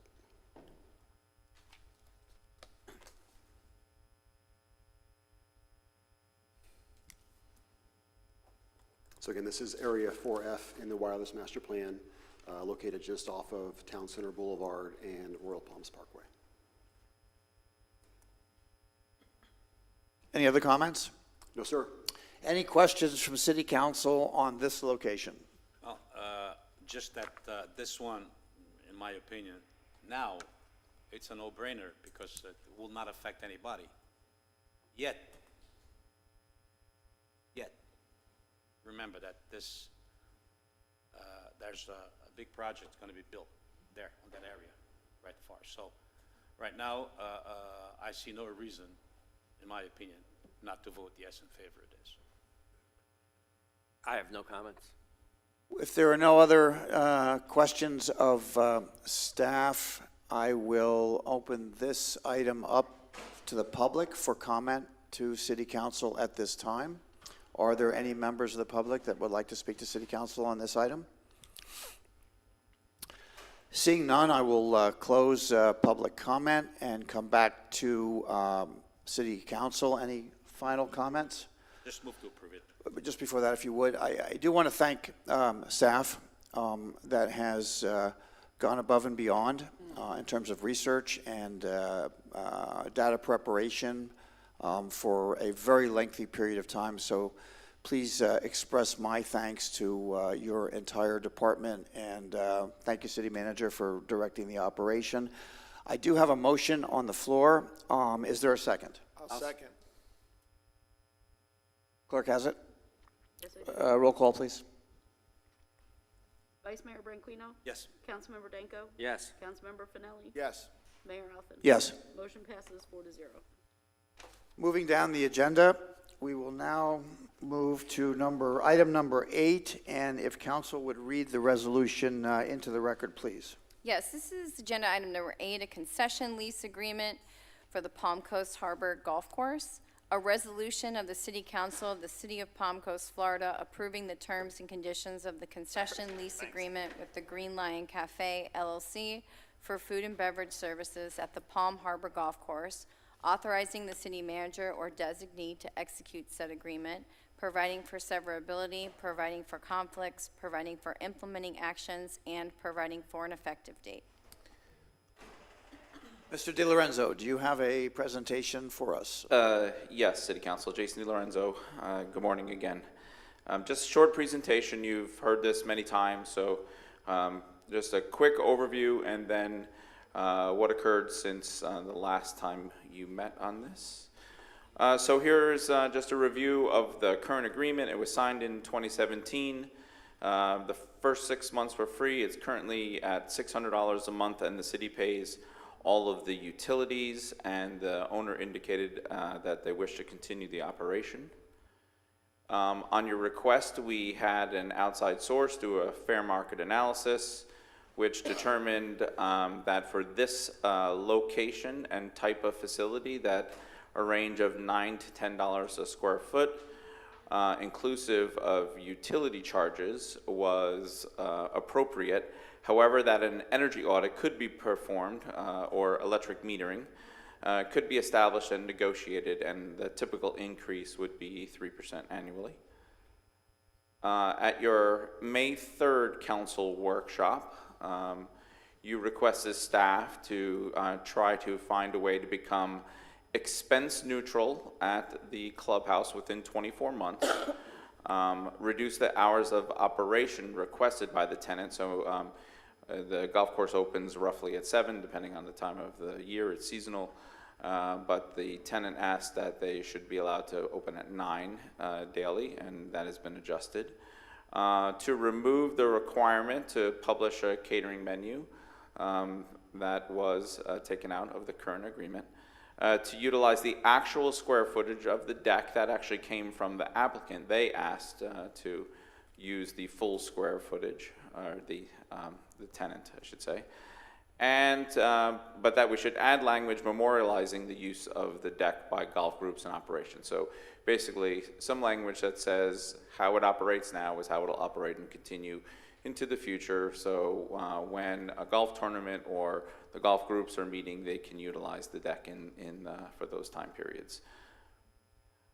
Here is a chart that looks at the revenue and expense comparison. And this is based on the full square footage of 2,651 square feet. That does not include the fenced area where it's kind of a storage space that's outside, or the area that is used for storage in the golf barn. This is set at a lease rate of $9 a square foot. And we know from past utility bills that the clubhouse itself utilizes about $24,000 a year in utility costs. For the past 6 months, it's actually a little bit higher. It's averaging $2,073 a month, so a little over $2,000 a month, $2,073. So at the proposed $9 a square foot, the monthly rate to start with is $1,998 and change, and that will produce an annual cost of $23,859. As discussed, the utilities are a little over $24,000. As proposed, the tenant will pay the remainder of the utilities, which is the electricity, the propane, the telecom, and the internet. And in year one, the city is negative if you include all the utility costs by approximately $141. Could be a little more depending on utility usage. In year two, the city becomes positive. This is if you compare just the amount of the rent to the amount of the utilities that the city would need to provide at that facility. And then with the 3% increases, that grows over time. One thing is that is not, and we are unable to give this to you at this time, is what the future costs of the utilities will be. As you know, the utility is going through a rate study that may increase the cost of the utilities, but we won't know that number until that is completed later this year. And that is all I have for you, and I will try to answer any questions you may have regarding this. Vice Mayor, do you want to start? Just a quick question. Can you bring the last? Yes, sir. All right. Let's pick a year, for example, 2023. We'll be actually, at the end of the year, making $575. The rent will be, again, water costs fluctuate, right? It's not a constant, but if we've looked back over time, and it's approximately $2,000 a month, and the lease amount will exceed the utility. Okay, so this is, see if I get it correctly. Not including the water, we are actually, in 2023, we'll be making $575 in 1 year. That is correct. Correct. And the water bill right now, it's Last 6 months, it has averaged $2,073 a month. So it's 2,000. 2,000. All right. Some progress has been made before. This deal was no good for either side, in my opinion. Right now, it's good for one side. That's it. Thank you. Okay. Councilman? I have a question, Jason. Yes, sir. How much water guesstimation does the city use at that site? How much do they use? I mean, we're talking about basically toilet flushes for our portion, correct? Yes, sir. We don't have the ability at this time to meter the water, and I don't know how we would meter water flushes, right? Is it fair to say that we're probably using less than half? I think that's fair to say, yes. And I'll just tell you why. We looked at a couple other restaurant businesses around town. We looked at the Brass Tap and we looked at Hooligans, both of which are larger. And you know, we looked at those utility bills. And then we also have a separate meter for our bathroom, which is, I'm sorry, I'm not sure which hole it's on, but there's a meter for that bathroom. And that bathroom runs about $140 a month, roughly. So if we were to split this water cost, that would do a lot to improve our situation, I think. We wouldn't be losing any money. Right. Is that a question to staff? Oh, that's just kind of a statement here and a question for Jason. Well, yes, that your question is true. The answer is yes. How this is right now, it assumes all of the utility costs are recovered through the lease. I would just think that would solve the problem. Any other questions? I do have a question. Councilman Finelli, go ahead. So I know the hours are now going to be, or in the contract, it would be that the restaurant or the concession would not open till 9, but the clubhouse is still open. So golfers that were coming in at 7 a.m. to shoot around, they'd still be able to get a cup of coffee or a beverage or whatever before heading out to the course? There's a water fountain there that you can fill up cups. Cups are provided. I'm not sure what else would be available beyond that. I think it generally follows how the operation works right now. It's not going to be a change in how the operation is now. It's my understanding that they are not open when the first tee time is. Okay. Just to add to that, I don't think, honestly, that we should tell Green Lion at what time they should open or what food they should serve, with all due respect to anybody who thinks differently. They're paying for it, it's their lease, and they're not abusing it, as far as I'm concerned, when it comes to serving the property. I think they should be, entitled to open whatever time they want, whatever business hours they think they should have, and us not telling them how to serve and to come up with menus and all that. That should be strictly on them, not us. But I think we came up with that. Okay. And with all the respect, I think I agree with you. That would solve the problem. I would be voting very favorably if we could do something with the water, which all along was one of my main things, was the amount of water that's there. That's the only thing. And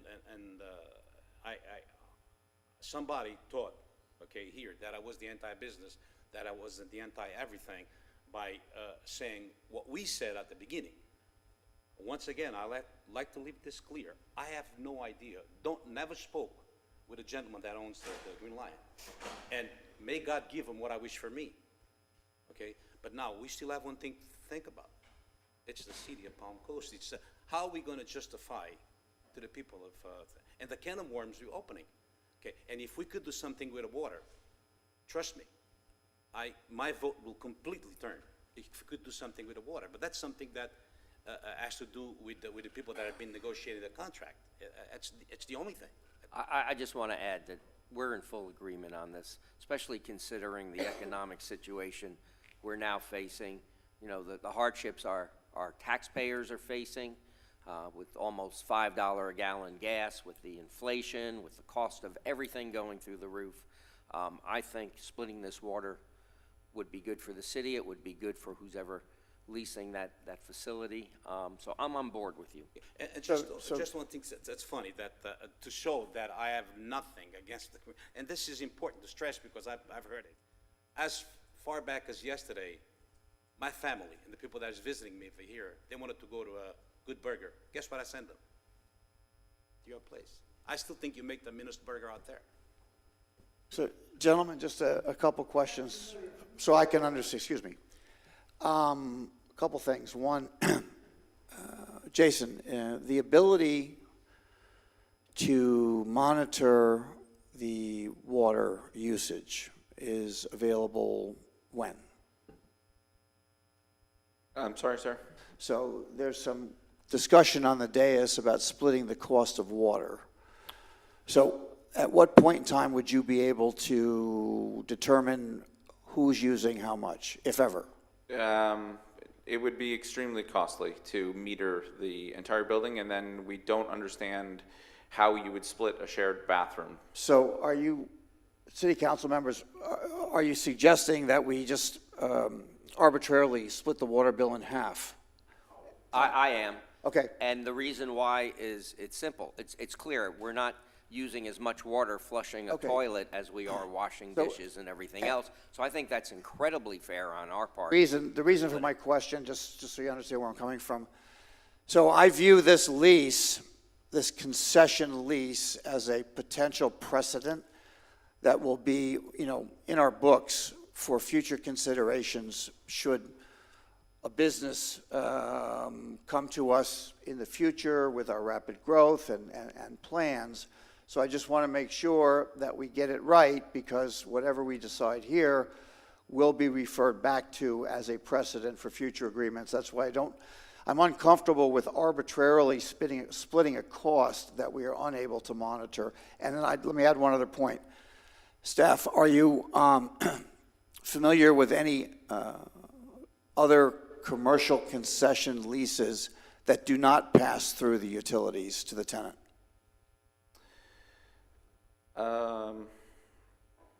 I'm sorry, I don't know. Okay. I can't recall. Okay. I think All right, fair enough. the fair market enough. value may have included some details about that, but I cannot remember off the top of my Fair head. enough, okay. I just Councilman? think this is a unique situation where I doubt we'll find ourselves in the same situation where we won't be able to meter the water if we were to lease a piece of property or a facility. This is a very unique setup because it's a concession. There's no reason we should be stuck paying the entire water bill. It's not fair to our taxpayers. So I think the beginning of the question is that the way the agreement is written now, the entire utility water expense passes through to the tenant. So you're suggesting we reduce their expense in favor of the city picking up half? Well, the entire water bill comes to us, not to the tenant. Correct, Jason? Maybe I can clarify. What the direction was from council last time was to get and you can correct me if I'm wrong, Jason, was to get the rent amount to net zero within a year. So staff took that to mean the cost that the city puts out to have them there, correct? Get that to a year. All the other utilities are, in the way their lease is drafted, at its current vision before you, is all the other utilities the tenant pays for.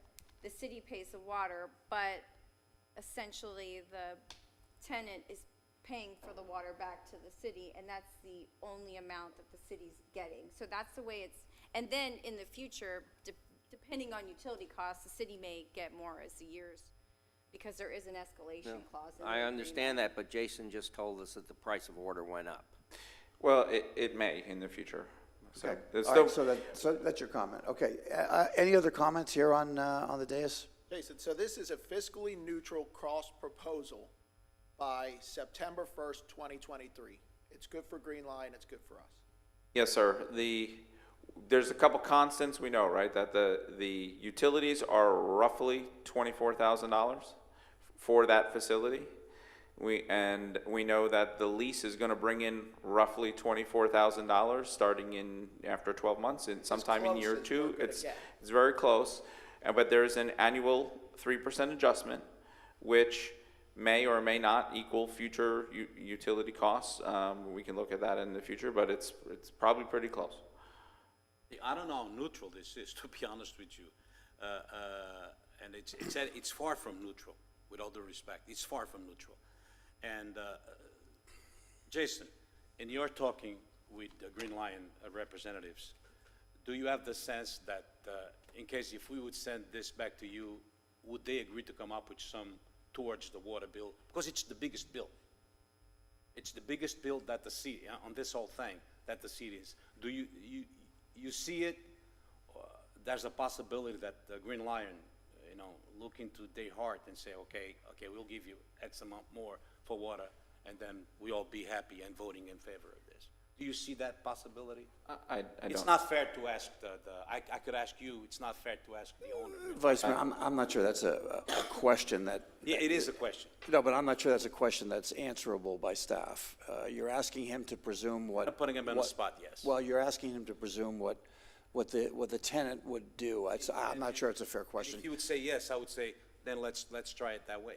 Because right now, until August, we're not affecting it at all, and they're still going to be able to be on business. It's not that we're shutting the business down. I understand there was some hard negotiations, but I'm pretty sure that there's always a good sense on both sides. And right now, I could see that this thing, it's probably going to get tabled here today because of what's going on. So, I'm not sure the presumption is correct, but okay. well, I tell you one thing. That's one thing I could do well is presume. And Okay. by listening to Councilman Danko and listening to me, I'm pretty sure you're going to table this thing today, if I'm not mistaken. So that's what I'm trying to avoid. That's what I'm trying to avoid. And if that was a possibility that you could come back to the table and do something a little more in the water, because it's the biggest bill. If you don't see it then I'm pretty sure this, for what I see, for the presumption that I'm having, is that it's going to be tabled today, and then it's going to be tough on it's not going to be fair for him. Perhaps we could reach a consensus to have staff go back and try to renegotiate a bid off. Well, the so why don't water we bill. open this up to the public? We have public comment, and then it'll come back to the dais. How is that? So I will open up this agenda item for public comment at this time. Would anyone like to approach the podium?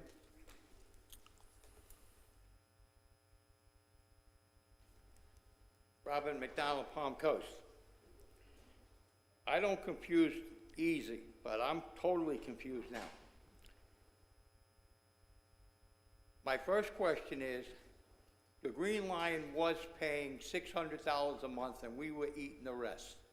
I want to know how much the new rent is going to be starting in year one. A couple of months ago, when they were talking about the issues with the Green Lion, they were talking about that the meters, the water meter especially, was defective. So my next question is, has that meter been replaced with a new meter, so we're getting an accurate number of how much water they're actually using? And who paid for the new, if there was a new meter, who paid for the new meter? Now, I'm sitting here listening this morning, and we're talking about that the city is still going to pay part of this water bill. Well, if the city's going to pay part of their water bill, then why isn't the city paying half of every other business in the city? Plus, why don't you pay half of my bill? How dare you sit there and tell me that you're going to pay part of a business's water bill just because we own that building? So what? How do you justify to the people that you're going to pay half of their water bill? When people are struggling, they're losing their houses, they're losing their jobs, they're losing their cars, and the city, with this big bag of money that somebody found, is now going to pay half of a business's bills. You can't possibly explain that to us. You can't possibly explain it. I want to know what his Green Lion have on the city, other than the fact that we were stupid enough to buy this golf course or inherit the golf course. But we've lost millions of dollars over the years, but nobody that's sitting up there, not you guys, but previous people who sat there, they didn't care because it wasn't coming out of their pocket. Well, indirectly, it is coming out of our pocket. So please, somebody explain this to me. Thank you. Thank you for your comment. Next speaker, please.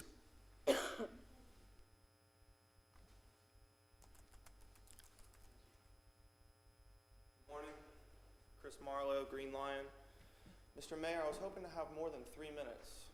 May I have more than 3 minutes? This is please? public comment, 3 minutes. Will I have time after public comment to speak? If you have another speaker, you can have another 3 minutes, but it's 3 minutes, public comment. Even though it's about our lease? Correct. I have to offer 3 minutes of public comment to all residents of the, all members of the meeting today. Okay. Well, I'm not going to be able to cover everything that I have to say, so I'll do the best that I can.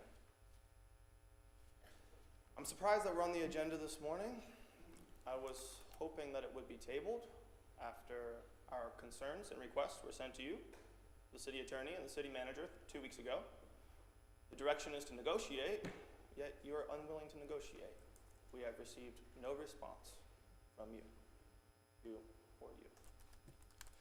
I don't want the perception of everybody listening today, everybody watching today, and everybody that will read this on the news later that we have been disagreeable, that we have not agreed to what the city has asked, and that we are holding up these negotiations in any way. So after 15 months that we've been renewing a concession agreement, just let me revisit everything that we've already agreed to, that you have requested of us.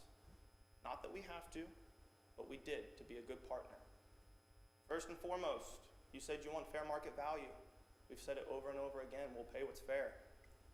We're paying $600 a month now, we'll go straight to $2,000 a month. No problem, undisputed. $2,000 a month, 230% increase, we're good. It's a lot. At the city's request, we will pay the internet bill. At the city's request, we will pay the telephone bill. At the city's request, we will pay the propane bill. At the city's request, we've already purchased new patio heaters. At the city's request, we've already purchased and installed a $6,000 point-of-sales computer system. At the city's request, we will continue to maintain the building financially for the grease straps, the Ansel system, and the hood system. At the city's request, we have agreed to install an under-counter grease interceptor. And at the city's request, we have agreed to pay 100% for the deck and allow the golf groups to use it as we always have, to be a good partner. That's a lot of things. That's a lot of things. What have you agreed to that we have asked? Please, give me a few examples. What have you asked? Or what have we asked where you've said yes? This is supposed to be a partnership. It's a two-way street. I'm running out of time, and I only have 3 minutes to plead my case. This isn't right. The things that we're requesting are not unreasonable. They're within reason. And if you give me the time, I would be happy to tell you what they are so everyone knows. Can I please have more time? No, 3 minutes. So that's it, huh? 15 months, 3 minutes. Thank you for your comment. Is there another speaker that would like to address City Council at this time?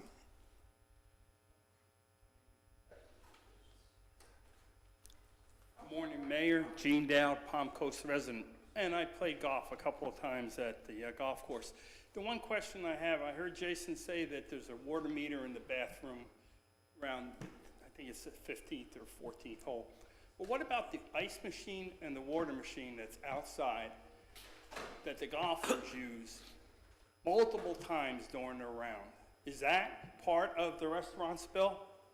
Because I can tell you when I played there, I'll fill the 2 cups of water and ice 3 times. When I go out, when I make the turn to go to 5, and when I make the turn to go to 10.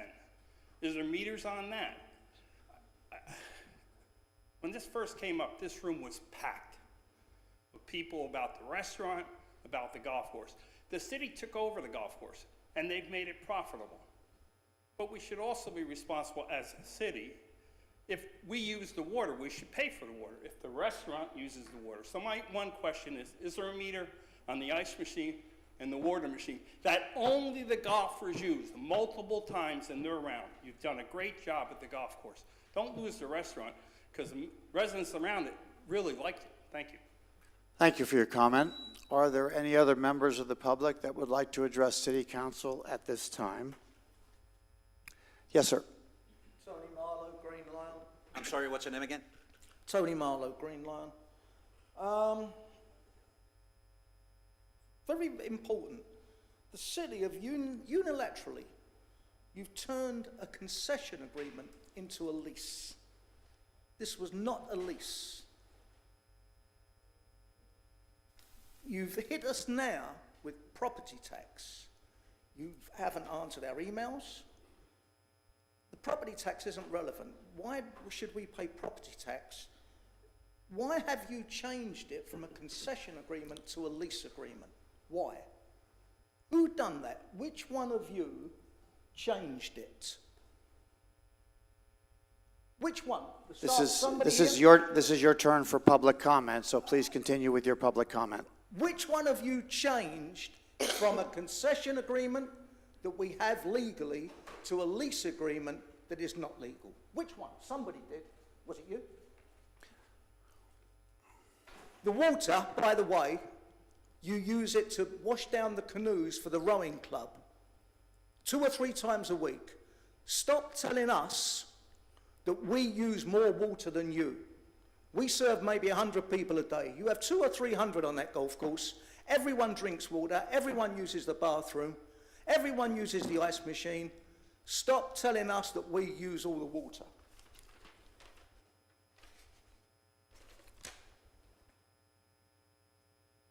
We've done everything you've asked. You've ignored us. I've spoken to the mayor. I've emailed you. Nobody, the only person, Denise Bevin, you emailed me 10 o'clock on a Friday night. The only time I've ever heard from you, you emailed me 10 o'clock on a Friday night asking for my financials, which you have no right to do. I haven't heard from any of you, and I have finally heard from you at 4 o'clock yesterday afternoon. The only reason I heard from you was because Flagler Live had put a news article about it. I would never have heard of you. If they hadn't have put that article, you would never have answered me back. None of you. Jason DiLorenzo, I feel that this is a deliberate effort between Palm Coast staff to undermine my business. For some reason, you want us out of there. I don't know what we've ever done to you people. We've only ever done what you've asked. We voluntarily bumped the rent from $600 to $2,000 a month. What agenda you have, I have no idea. Why you want to get rid of us, I have no idea. We've bent over backwards to help you, and I don't stop. I've been accused of being a robber, backstreet dealing. It's fake news. What you have given is fake news to the public. You should be ashamed of yourselves. Thank you for your comment. Thank me. Thank me indeed. We've slogged our guts out for 5 Your years. 3 minutes has expired, You're sir. putting 30 people Please, out of work. please. Yeah, please. Are there any, You're a bunch of crooks. are there any other members of the public that would like to address City Council at this time?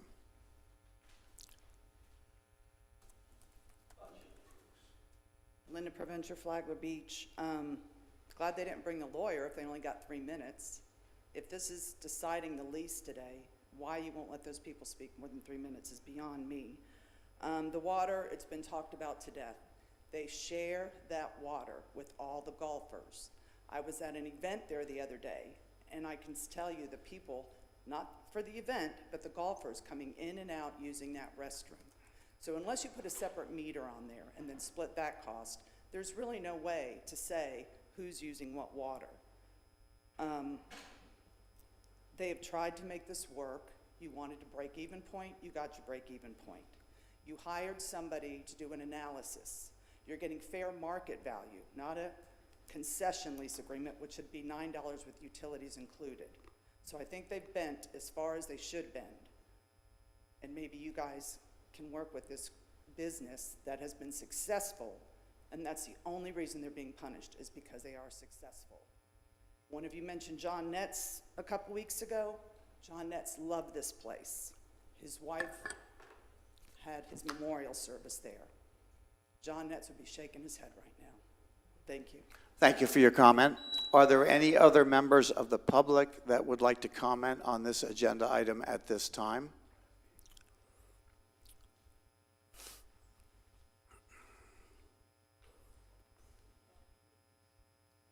Scott Fox, City of Flagler Beach. My question is, why would there be an agenda item and the group that's on the agenda item doesn't have more than 3 minutes to speak? What's the difference between them and Diamond 5 Towers, who had a presentation? Okay, that's point one.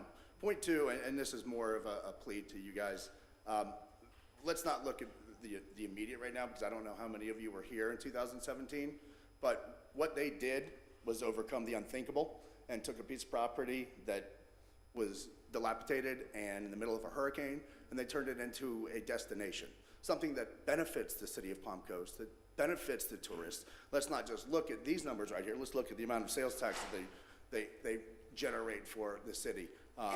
Let's not be penny smart and dollar stupid, because at the end of the day, they are an asset to this city.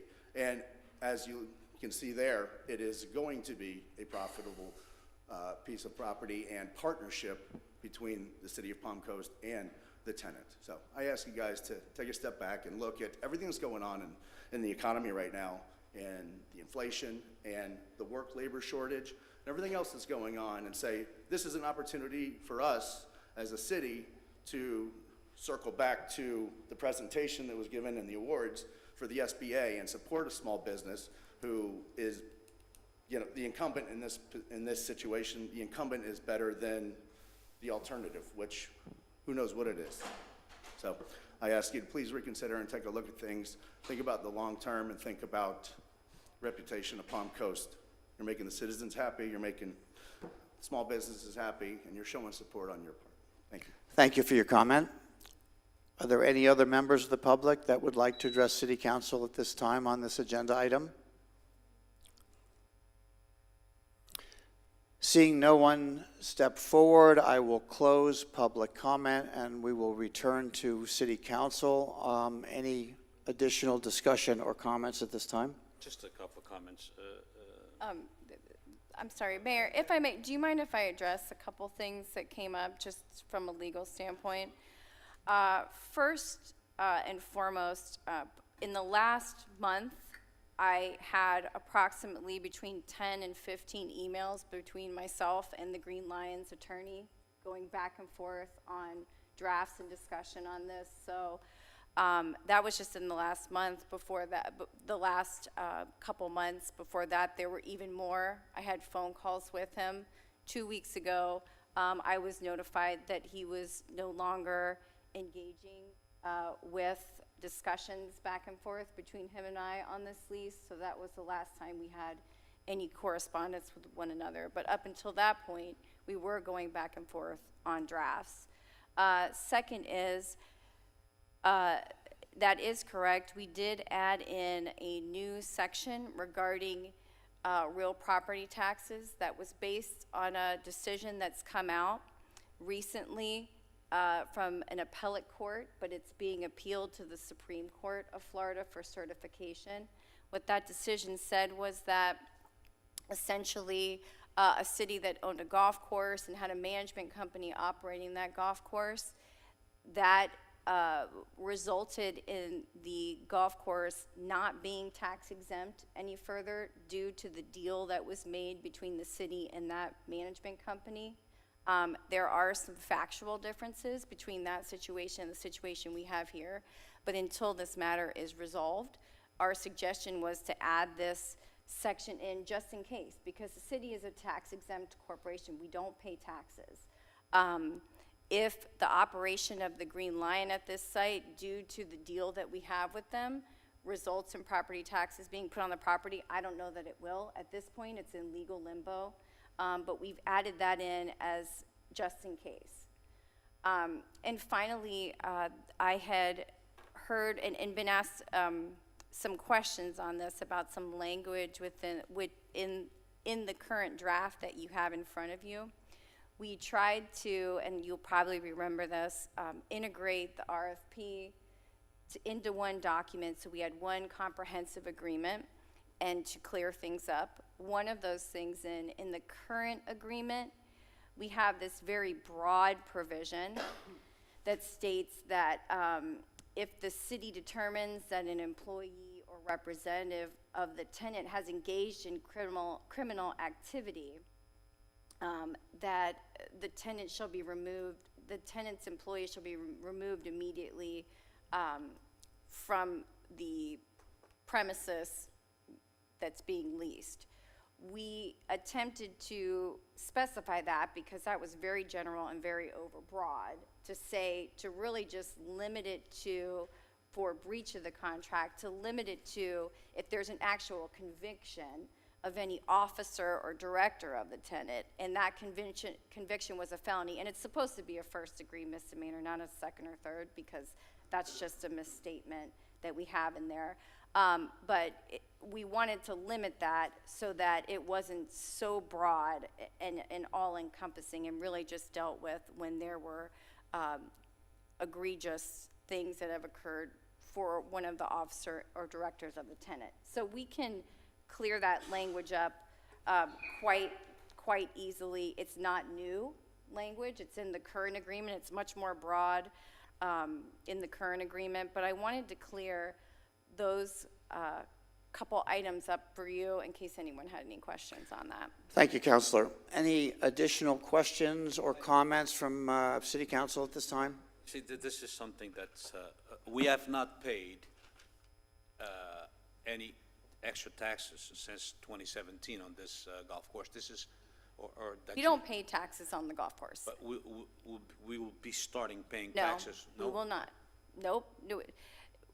Right now, we have an instance where, I can't say categorically we will not, but we should not, based on where the law is right now. That shouldn't happen. So We that- have this outstanding thing, that was just to cover. I do not foresee that it's going to be an issue with this type of, what we've negotiated here in this lease agreement. But I can't say for sure what the Supreme Court of Florida is going to do. There's a possibility. Okay, but putting that aside, because I think we, shouldn't even, at this point, I don't think we should discuss taxes if we don't know for a fact that they're going to be. Of course. Okay. The only other thing is that I just would like to tell Mr. Dow that you probably misunderstood. Right now, no water goes into to the bill that's being paid by the Green Lion. Mr. Tony Marlowe, there's personally, I'm going to talk personally. The reason why I didn't contact you or your son is because I did it purposely. Because when I spoke through our city manager with our council, it was advised for me, it was not appropriate for me to get involved in discussing any of these dealings with the leasing, because they were already being discussed with staff. And that's the only reason why I didn't call you. I didn't do that out of disrespect. I want you to understand that. I personally don't see any deliberate effort to throw you out of there. I don't see it. But now, being called the crook, I don't think you should even be in this room right now, sir. Okay. Sir. In a second, okay? To be honest. Excuse me, sir. Okay? Just for that, and for nothing else, sir. That's the only reason, okay, I think was, as much as you think I was disrespectful to you, I did it as an elected official, and that was my thoughts. But now, for you to come over here and call everybody a crook, that's very resentful, sir, and one day, if you want to have a drink with me, we'll have a drink together, and we could discuss that. Excuse me. Please, that's a second warning. Are there any other comments from City Council at this time? Well done. Thank you very much. This is disgusting. I'm leaving. A bunch of crooks. Anything else? Yeah, I would like to get a consensus to send this back to Jason and his team, continue negotiations to see if we could come up with a little bit more fair price so our taxpayers don't spend the dime. Okay, let me make my comment now, if I may. So,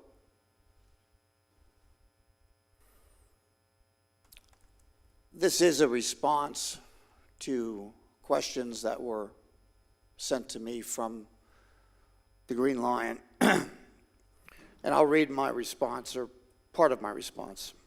It is my understanding that the lease allows the Green Lion to operate a successful and profitable business with growth opportunity forecast for the future. Additionally, the city is agreeable to renewing the lease for another term, assuming all conditions are satisfactory to both parties. If the profit and loss of the operation are not in line with your expectations, we should accept that the venture does not satisfy both parties' expectations and undermines the potential for long-term success. It is my sincere hope that you are able to accept the agreement so we can move forward together and serve the community. And with that, I will pass the gavel, and I will make a motion. My motion is to approve the agreement with sufficient time to be executed by City Council. And the Green Lion. And the Green Line, of course. If they fail to execute, the council directs staff to move forward with termination of the current agreement and prepare an RFP. However, I will add to my motion that the City of Palm Coast will share the expense of water as a utility for the lease agreement with the Green Line. What percentage? You said share the water. 50% share. 50% share? Correct. The only thing I have to So, say. wait. oh, sorry. So, Counselor, is my motion understood? Yes, my understanding of your motion is that you move to approve the lease agreement with the addition of the share of the water utility, and that the Green Lion has a certain, and the city have a certain amount of time to execute that agreement. Is there a time frame that you'd like to impose for execution? Counselor, with your before help for execution, is 10 days reasonable? 10, 15 days? That 10 should days. be- I'll second that. So there's a motion, oh, sorry. Yes, no, there's a motion in the floor for agreeance with the contract. It is to be amended to the leasee, in this case Green Lion, to pay 50% of the water. The lease stays as the same, with the only difference that the leasee will pay 50% of the water with us. The rest will be no change. Is that understandable? That's the thing. I have one question. I just want to make sure with Jason. We've agreed to allow them to set their own hours, correct? Yes. Okay, so we're not going to interfere with their hours. Shouldn't. And, excuse me, I'm sorry. Right now, we put in the contract the times that they requested, if you think that should be further cleaned up. I agree with Councilman Burkino. It's their candy store. Once they lease it, they get to set their hours and everything, so. Okay, that, I don't think we could do anything about it. If I, listen, and, sir, Mr. Marlowe, please. Mr. Marlowe, please. Mr. Marlowe, please. Would you be so kind, Mr. Marlowe, please? Thank you. Call the vote. Mr. Marlowe, please. Please. Now, my question to you is this, if I may. Mr. Marlowe, would you please?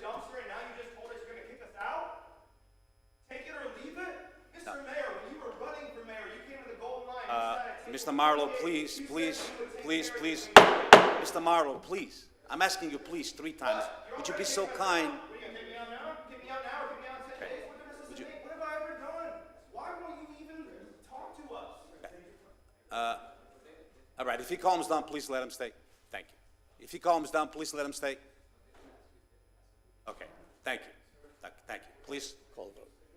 Okay, now, let me call for a vote right now regarding this, as the mayor and proposed and second by Councilman Fanelli.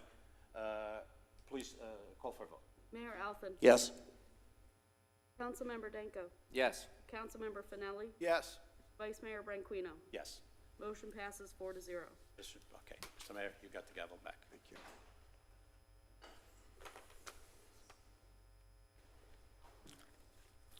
We move on to the next agenda item. If council would read into the record, please. Yes, this is agenda item number 9. The first amended and restated Town Center at Palm Coast Development of Regional Impact Development Order, application number 4437. A resolution of the City Council of the City of Palm Coast, Florida, approving the first amended and restated Town Center at Palm Coast Development of Regional Impact Development Order to identify other potential transportation projects, clarifying language on vesting, the conversion of land uses, and the addition of lands to the DRI, requiring declarant to submit biennial reports, reserving 5% of housing stock for workforce housing, amending designation of tracts 16 and 17 from town business to town residential, housekeeping items based on changes to the Florida statutes regarding DRIs, and updating exhibit maps to reflect changes in the DRI, authorizing the city manager or designee to record the amendments in an improved form, providing for execution, providing for conflicts, providing for severability, providing for implementing actions, and providing for an effective date. Mayor and City Council, this is a legislative decision that you have in front of you today. Thank you, Counselor.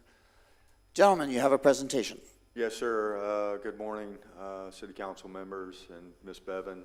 Ray Tyner, Deputy Chief Development Officer. This is for an amendment for the development of regional impact for Town Center. The DRI was approved back in 2003. It's a 25, 30-year plan. It's pretty common to periodically have amendments to the development of regional impact. There is a companion ordinance that's the next item, which is a master plan development agreement as well to reflect the changes in the DRI. So to make things a little bit more clear, Mr. Papa has one presentation for both of those items. Mr. Papa, thank you. Thank you. Good morning, Mayor and members of City Council and City Manager. Jose Papa for the Community Development Department. We'll run through the proposed changes to these two documents. They're basically very parallel documents. They control the type and amount of development that you have within Town Center Development and Regional Impact.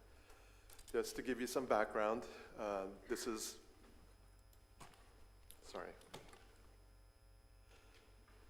the color area sections of this map shows you basically the boundaries of the Town Center Development of Regional Impact. Just to be clear, the eastern boundary of the development is I-95.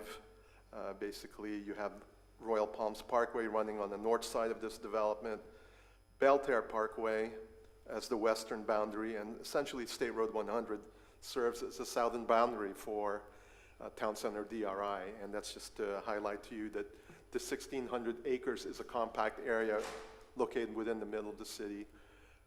When approved in 2003 as a DRI, the PUD, which is essentially the zoning and the details of the development standards within this area, was established also in 2003.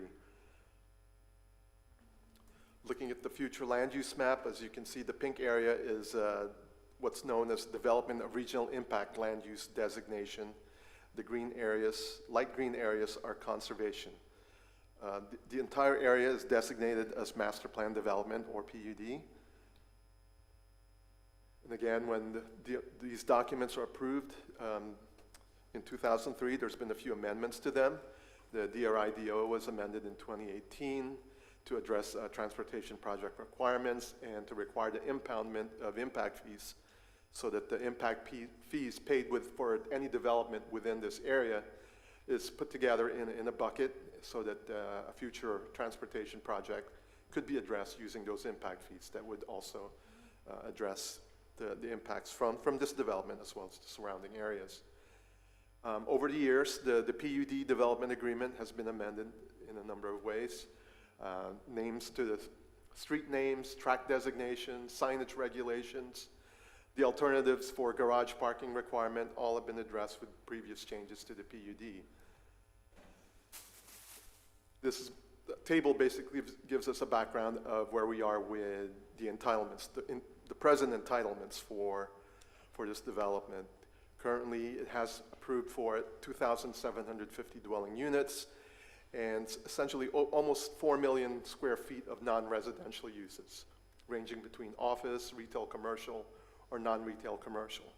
Also within that, you have about 625,000 square feet of institutional. You have the 2,400 movie theater, which was specifically outlined as an approved use within the DRI, 480 lodging rooms, 240 nursing beds, and about 714 acres of common area or open space.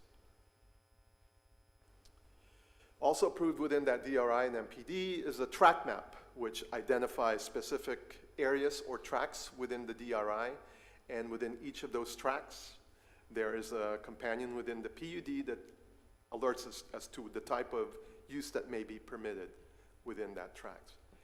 And this is basically the layer that would go on top of that track map, where it tells you, based on the land use key, you have different designations: urban core, urban center, town services, town business, town residential, perimeter commercial, town commons. And again, within each of those land use designations, you have a specific type of use that may or may not be permitted. So the request is as follows. Probably the biggest one would be to amend tracks 16 and 17, which is about a 60-acre parcel, I believe, north of Royal Palms Parkway.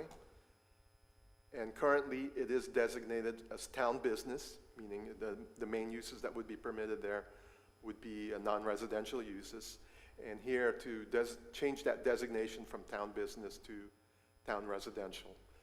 And along with that, the change would be consistent with the flume amendment, which we will review at a later time, to depict the updated wetland boundaries on those tracks. The town commons, which is the green area, remain not buildable within the proposed amendment. The other part of this would be to update the present entitlements table due to previous land use conversions, and to allow an increase in the administrative land use conversions from 10% to 20%. But along with that increase from 10% to 20%, that would require an analysis to show its impacts on public facilities. That would be schools, water, sewer. There will be no change in impacts to transportation, because in the DRI, the conversion of land uses are based on the amount of traffic. That is, when they convert from non-residential to a residential use, they would have to reduce the amount of non-residential square footage that they could have based on the equivalent number of traffic being converted to residential. So there is no net increase or decrease in traffic generation from the project. It's again, that's where that conversion chart comes in. That's part of the approved DRI. Other amendment requests. One is the addition of option for a potential transportation project, and that would be to extend City Place to Royal Palms Parkway. Other amendments that are basically housekeeping in nature, clarifying language regarding the following: that there's the vesting of development due to a number of the off-site mitigation obligations already being completed. The conversion of land uses requires analysis of impacts to public infrastructure, as we stated previously. The addition of lands to the DRI, that is, you can expand this DRI area, and the process would be similar to that as an amendment to the DRI-DO. It would require public hearings, analysis of impacts, etc. The requirement to provide biannual reports on entitlements. State statutes have changed. That's no longer required, but we are going to continue to require it, since we need to be able to keep track of where the entitlements are on this project. Reserving 5% of housing stock for workforce housing. That is just a reiteration of what was the state standard when this DRI was originally approved. And, at this time they've met that requirement. And finally, there's also a housekeeping update to, again, just reflect the changes in state law pertaining to DRI projects. There's no submittal required anymore for an amendment to the DRI to the State Land Planning Agency, therefore making the effective date of the development order immediate. And amendments are submitted to the city only. And finally, this new Exhibit D to reflect the updated master plan. And that just includes some of the new development that have been approved and some that are in the works right now, and that's reflected on this map. So reviewing for its consistency with the comprehensive plan, these changes basically continue to be consistent with the comprehensive plan. As you know, as a DRI mixed use, it is envisioned when it was originally approved as a mixed use area that would allow residents to work, shop, engage in recreational activities, and attend school and religious services in close proximity. That is probably a more walkable, bikeable area in the city. These changes continue to reiterate that vision and does not change its consistency with that policy within the comprehensive plan. The land use patterns, as originally approved, are to be efficient in the DRI, were efficient and not proportionate. This increased the cost of providing and maintaining public facilities. Again, providing for housing and transportation strategies that will foster energy conservation. The proposed amendments remain consistent with that policy above. The town center still envisioned to be a walkable, bikeable downtown or more urban area compared to the rest of Palm Coast, and these amendments will not change the vision or the development patterns within that DRI.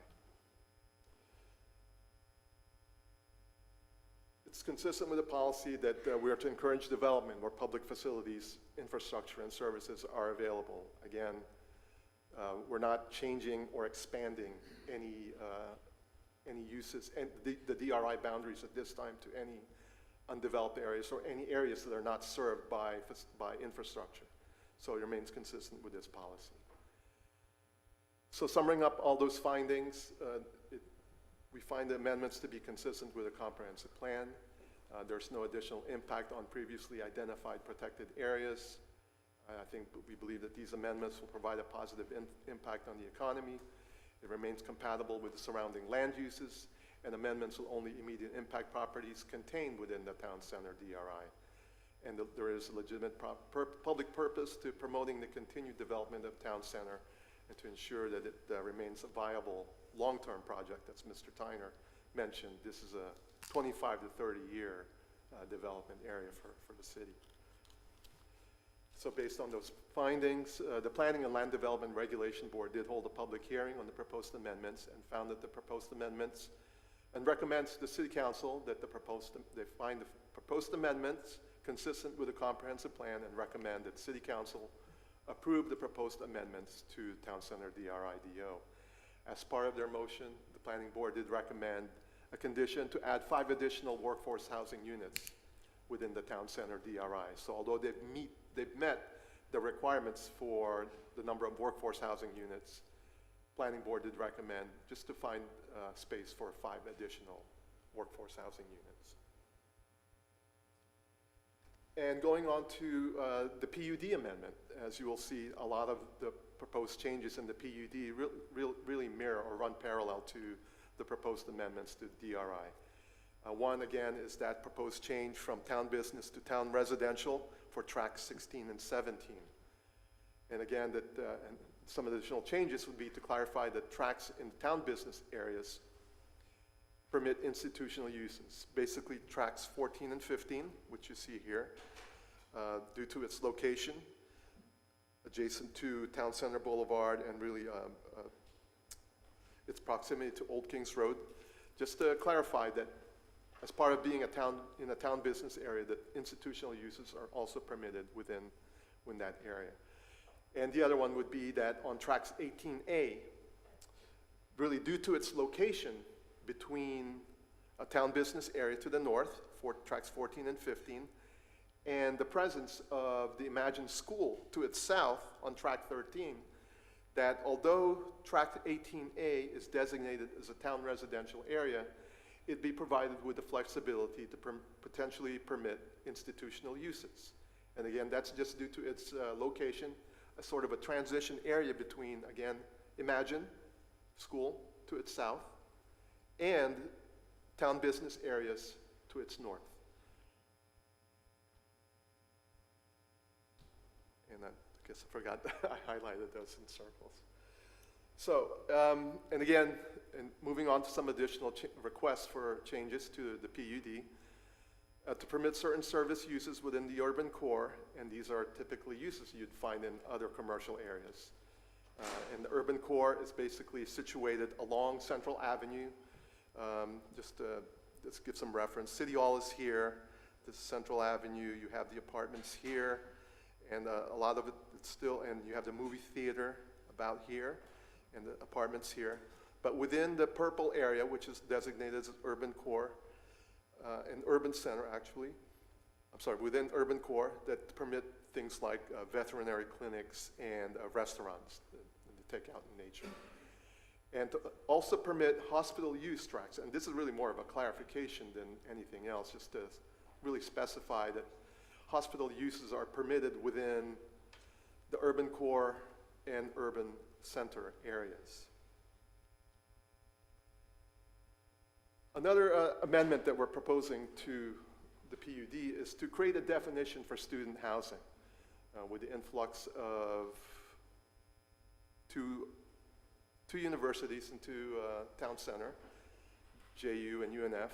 We felt it prudent to include a definition for student housing should there be an expansion of these institutional uses within the city.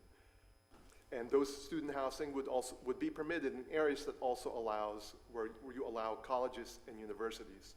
Basically, that's the urban core,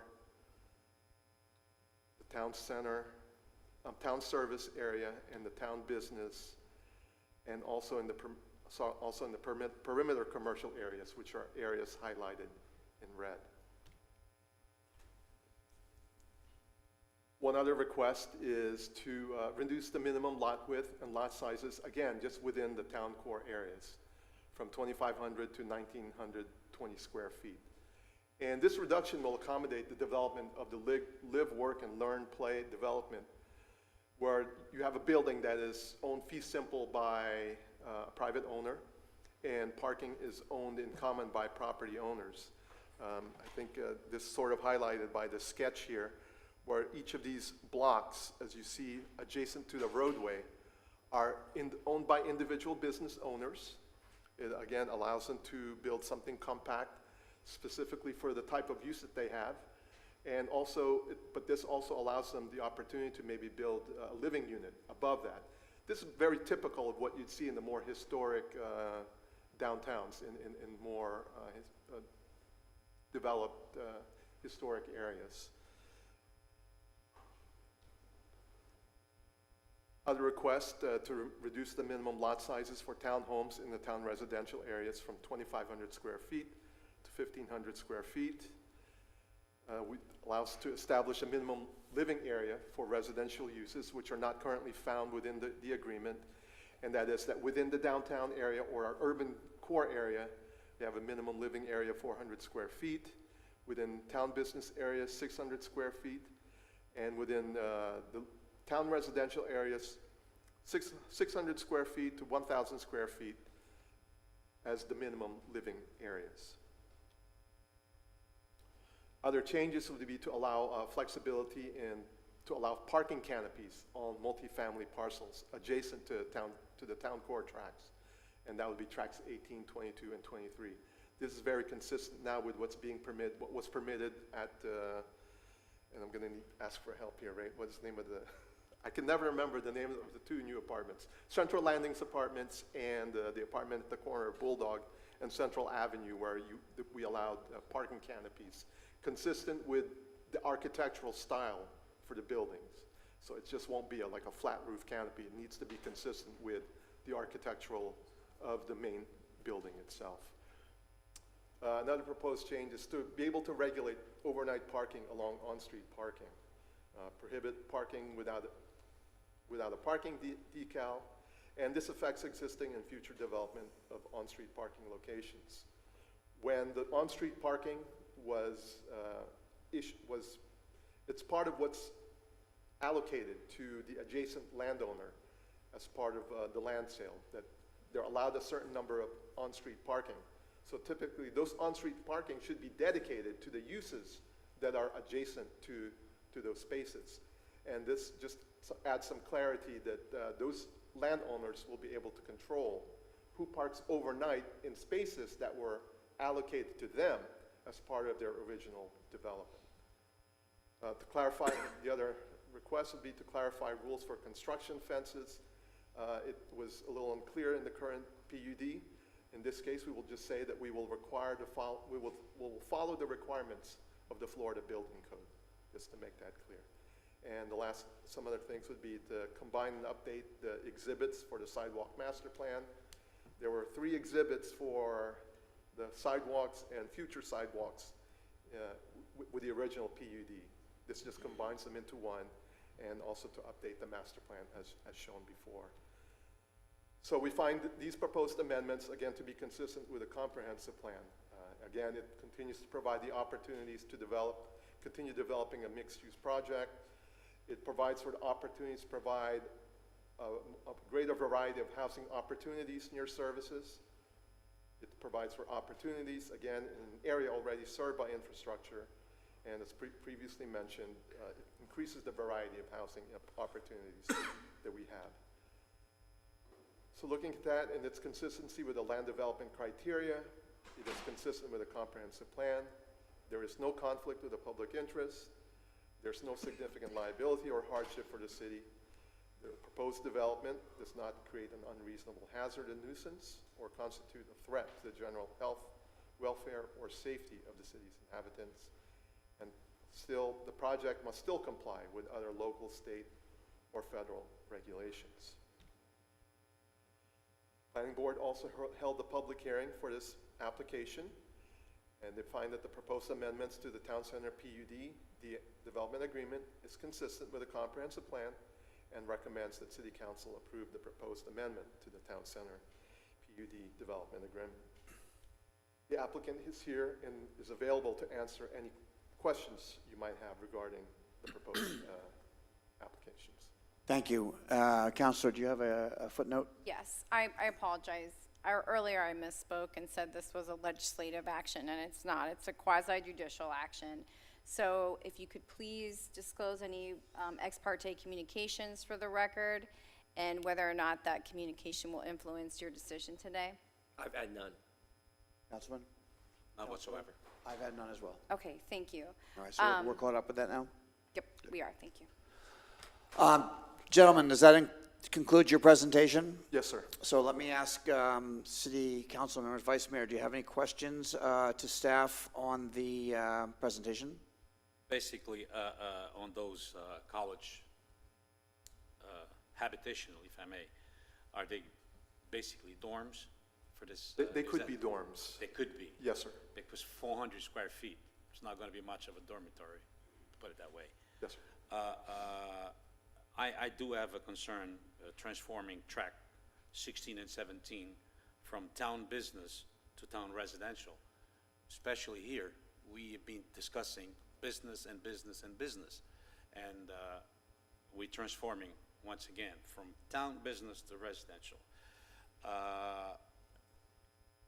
Reducing the size of lots, again, from 2,500 to 1,900, 2,500 to 1,000, and 2,500 to 1,500. That's the main things I've been having problems with. And honestly, to be honest with you, I think we're transforming town center into town sardine can, because the density, it's going to be pretty high. Thank you. Thank you. Any additional comments by City Council? I have none. Councilman Finelli? No. So, Vice Mayor, I would only balance your comments with our continuing discussion on the attainability of housing, the affordability of housing. So, you know, the equation at the top end is not very complicated. So, I do see this as a way to control the future expense of housing to be affordable, especially for students, as we said, and to others. I do understand your question. I also understand the plan dating back, 21 and a half years or longer than that, but I think we realize that the the turbulent economic conditions that confront us now may require, a new look, and thanks to you, we are going to be looking again at the comprehensive plan to update and perhaps change it with the future in mind when we, as we have a feel for what the economy looks like in the future. So that's just a general comment. I respect your opinions very, very much. And I would, I do have one question Yeah, for please. council. So this is a first read, so this will come back to us again, right? No, this is actually, we're on agenda item number 9, which is a resolution. So this resolution is to amend the DRI development order. That's the document that previously was sent to the state and approved by the state DRIs, but there's been some changes to that. So we need to modify this by resolution. And then your next agenda item, which we'll need to vote on separately, is the first reading for the ordinance to change the MPD development, which is over the same land area. So any other questions at this time?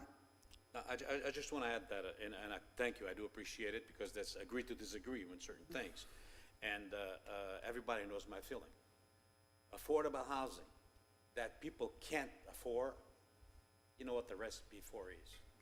And I said this many times, there will be affordable housing in Palm Coast as soon as people don't longer want to live over here. Thank you. So if there are no other questions from City Council members at this time, I would open the item up for public comment. Are there any members of the public that would like to comment at this time?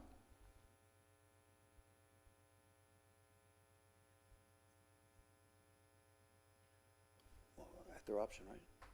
So does the applicant have any comment to make?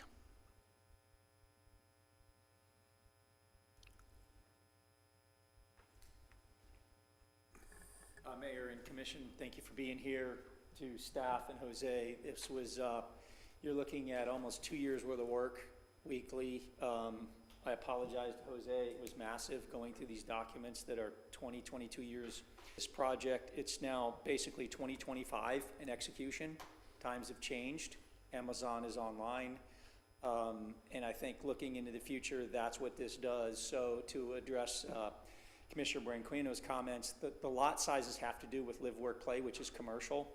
And everybody wanted this project to look like an old town commercial where everybody can walk through. And if you look at that organically, you go to Portsmouth, you go to Winter Park, you go to New Smyrna, you go to Old Town and Daytona, those go wall to wall, and that's what this is. Those lot sizes, what we were doing in 2005 does not match the future.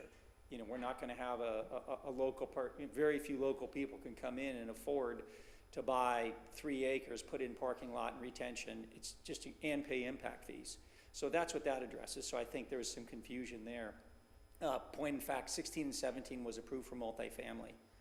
Originally was an allowed use. So we're taking that multifamily, which I'm aware you're not in favor of, and we're turning that into housing, a diversity of housing product, a detached product. So that's what that is. And there's a whole commercial, road network up there that's an issue that you just don't want tractor trailers driving up there in a commercial use. So I think a lot of time has been put into this and a lot of work, and I appreciate your all's consideration and especially your attention to the need for commercial in the community. And that's where the town core, and that's what we're driving to. So thank you. Are there any questions of the applicant while he's at the podium? I have none, thank you. Thank you. Okay, Thank you. All right, with that then, I would open up for public comment. Are there any members of the public that would like to comment on this agenda item? Seeing no one approach, I'll come back to City Council. Any additional discussion? I'll make the motion to approve. I have a motion to approve. Do I have a second? I'll second it. I have a second. Any additional discussion? No, sir. Roll call vote, please. Vice Mayor Branquino. No. Councilmember Danko. Yes. Councilmember Finelli. Yes. Mayor Alfin. Yes. Motion passes 3-0. Would you read the next item in for us, please? Yes, this is agenda item number 10 under ordinances for first reading. the first amended and restated Town Center at Palm Coast Master Plan Development Agreement, application number 4438. An ordinance of the City Council of the City of Palm Coast, Florida, approving the third amended and restated, I'm sorry, Jose, can you please clarify? The title of the ordinance says first amended and restated, but the actual ordinance box says third. Should be first. It should be first, okay.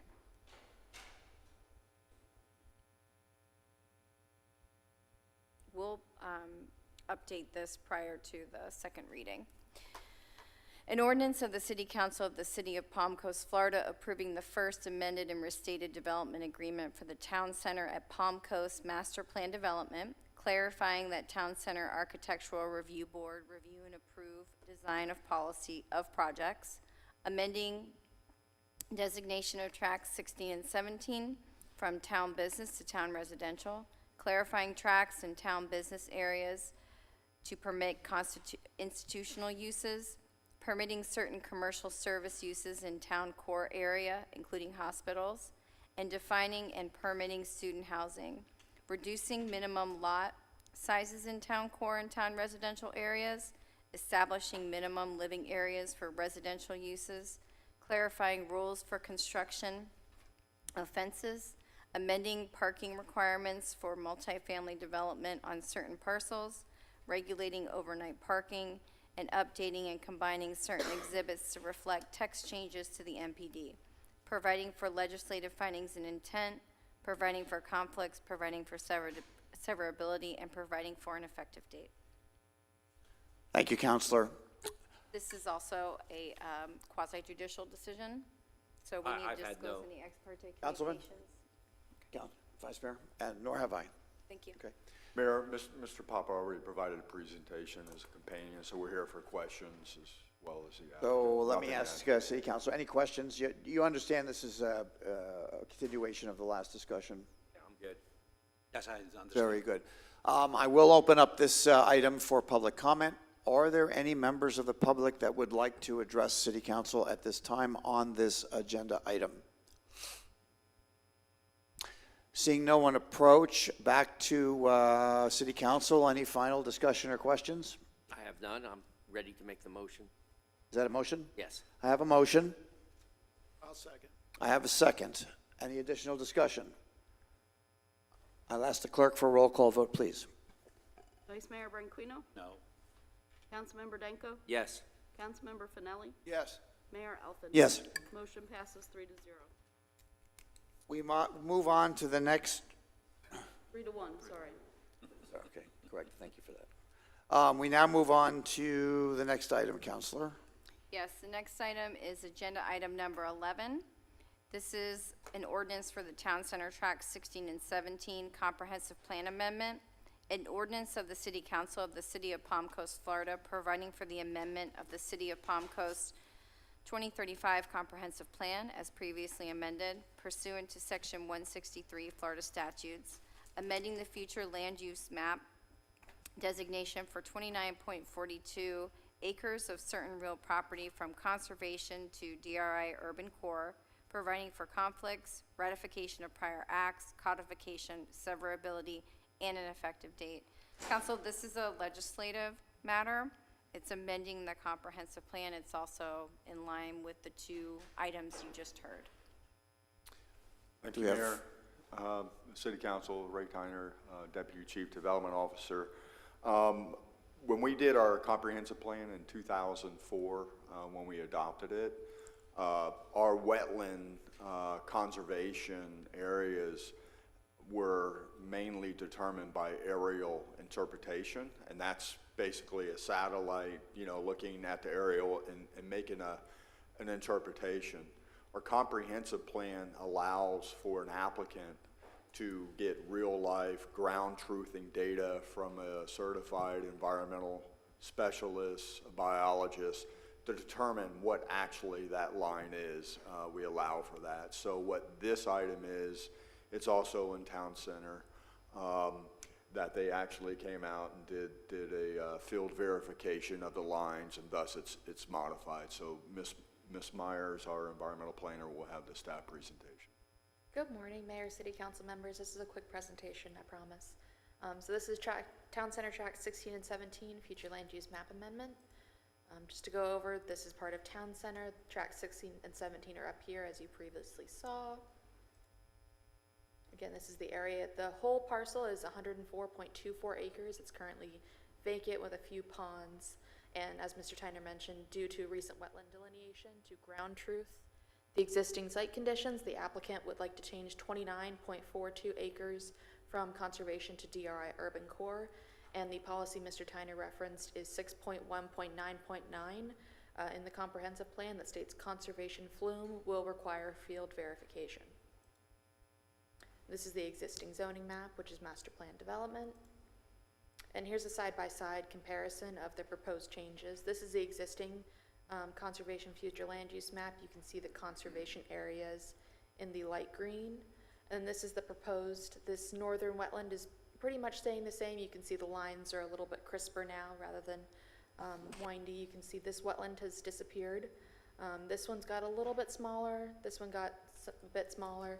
And then the ones around the pond got a bit smaller, and that's where most of the acreage is leaving. You can see here it previously went all around the pond, and now it's just down to 2 wetlands here. So those are the areas that are being proposed to change from conservation to DRI urban core. And this analysis, since it is a flume amendment, is based on policy 1.1.3.1 of the comprehensive plan. No impacts are anticipated with the proposed flume amendment. Per policy 6.1.9.9 in the comprehensive plan, conservation flume will require field verification to determine wetland quality and boundaries with precision. That's verbatim from our comprehensive plan. Policy 1.1.3.2 meets all of these. The property is part of the Town Center Development of Regional Impact, and as such has existing entitlements. This amendment is not changing any of the entitlements, only the physical area, which is designated conservation. In the earlier items, that would be the one that was changing the entitlements. Policy 1.1.3.3, again, meets all. As noted previously, the only change being proposed is to ground truth the wetlands on site. The land use compatibility will remain the same as the use is not changing. And then analysis based on all of these policies. I didn't want to have to read you all of them. All objectives and policies are being met as the flume change is being requested due to field verifications per policy 6.1.9.9. A sign was posted prior to the planning board hearing, and the planning board voted 5-0 to recommend approval to City Council.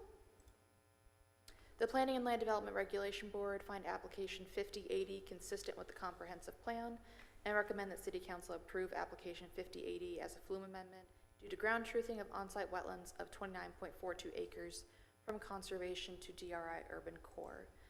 There will be a second reading as this is a flume amendment, and the applicant is present to answer any questions you may have. Very good. Thank you for your presentation. City Manager, do you have any comment on, based on your experience with, our protection of wetlands, and are you comfortable that these surveys offer us a better look at the geography? I do, because conditions do change over time, and there are some influences that change over time, especially when you're talking about wetland resources, and we ensure that professionals have the expertise to practice in the field as well. So I'm comfortable with this moving forward. Thank you. Thank you. Questions by City Council? Staff, basically what we'll be doing is reducing the wetlands by 30 acres into more buildable land. That's correct, sir. That's correct, isn't it? Thank you. Well, basically, yeah, I mean, basically what we're doing is our conservation flume areas are actually depicting what's actually on the ground rather than interpreting it. This is real science. Yes, but my only interpretation is that we're reducing the wetlands by 30 acres and turning it into more buildable area. Well, no, we're correcting the map. In other words, we're not actually reducing the wetland outline. The nature has done that for us. So what we're doing is correcting the map that identifies the current situation with the wetlands. Is that, I mean, I think we're saying the same thing, but. Okay, then I misunderstood. I thought that we were actually doing away with some of the wetlands, transforming into, highlands. No, sir, because what's actually on the ground, what's depicted in our proposal is the actual wetlands. What was there before on the left-hand side that showed more wetlands, there aren't actually wetlands there, because that was done via an interpretation. On the right-hand side is where your actual wetlands are. So nature did that for us? Yes, sir. Yes. And right now, they're buildable areas because they became high ground. Is that correct? Yes. Say that again, I'm sorry, I didn't hear you. Nature actually transformed this into 30, from our original, DRI, into 30 more acres of buildable area. Nature did it, not that the petition is doing it. Or anything. Nature did, yes, sir. Well, let's say nature and technology combined to give us an accurate interpretation of what's buildable. So we're there. I don't Question? know what technology has to do with it, but the thing is that nature actually transformed the ground. Yes, sir. That's basically what it is. Questions? I have none, thank you. I do. Mr. Tanner, so you're saying back in 2004 that these areas were designated by satellite imagery, but now we have new capabilities that allow us to better refine and determine what is what? Is that? Yeah, they're called. Yeah, that's right. When we did our comp plan, we can't go and field verify. That would take years initially. So our first flume amendment that we did was based mainly on aerial interpretation. So now when a project is getting ready to be developed or someone wants to reevaluate that, they actually get on the ground with their scientists or biologists and field verify where those actual wetlands are. So this has been field verified, and we have now actually identified what would be considered conservation wetland and what is actually buildable land on this parcel of property. Yes, sir. City Manager, did you need to make a comment on boots on the ground here? I think we're talking about boots, Councilman Finelli. Yes, that's correct. And Mr. Tyner covered it. This is actually in the field science, and there's a host of tests and scientific analysis that goes from vegetative composition to soil science. So it's really verifying and making sure those lines are correct. If it's not wetlands, they might not need the boots. They could just use regular shoes. Thank you for your comments. Replacing Clufis, are we? We'll make up for his absence. So at this time, if there are no additional comments or questions, I would open up this item for the public. Are there any members of the public that would like to comment on this agenda item at this time? Seeing no one approach the podium, I will bring back to City Council. Any final comments? No comments, I'll make the motion to approve. I have a motion, I'll second it. and I have a second. Any additional discussion? Roll call, please. Vice Mayor Branquinho? No. Councilmember Danko? Yes. Councilmember Finelli? Yes. Mayor Alfin? Yes. Motion passes 3-1. We'll move on to the next item. Counselor, if you would read that in, please. Yes, this is item number 12 on the agenda, the rezoning application number 5059 for Old Kings Road multifamily rezoning. An ordinance of the City Council of the City of Palm Coast, Florida, providing for the amendment of the official zoning map as established in Section 2.06 of the City of Palm Coast Unified Land Development Code, amending the official zoning map for 12.07 acres of certain real property described as portions of tax parcel identification number 29-11-31-000-01010-0050, generally located about 1 mile south of Utility Drive and 2 miles north of the intersection of Town Center Boulevard and Old Kings Road. From the general office, OFC-2 zoning district to the multifamily residential zoning district, providing for conflicts, providing for severability, and providing for an effective date. City Council, this is another quasi-judicial matter, so please disclose whether or not you've had ex parte communications on this matter and whether it will influence your decision today. I'll just point out it's important for every City Council member to base your decision on the information before you today and not on any ex parte communications that you may have had. I received one email from a resident. It's not going to affect the way I vote. Thank you. I received an email as well. It's not going to affect me either. Thank you. No.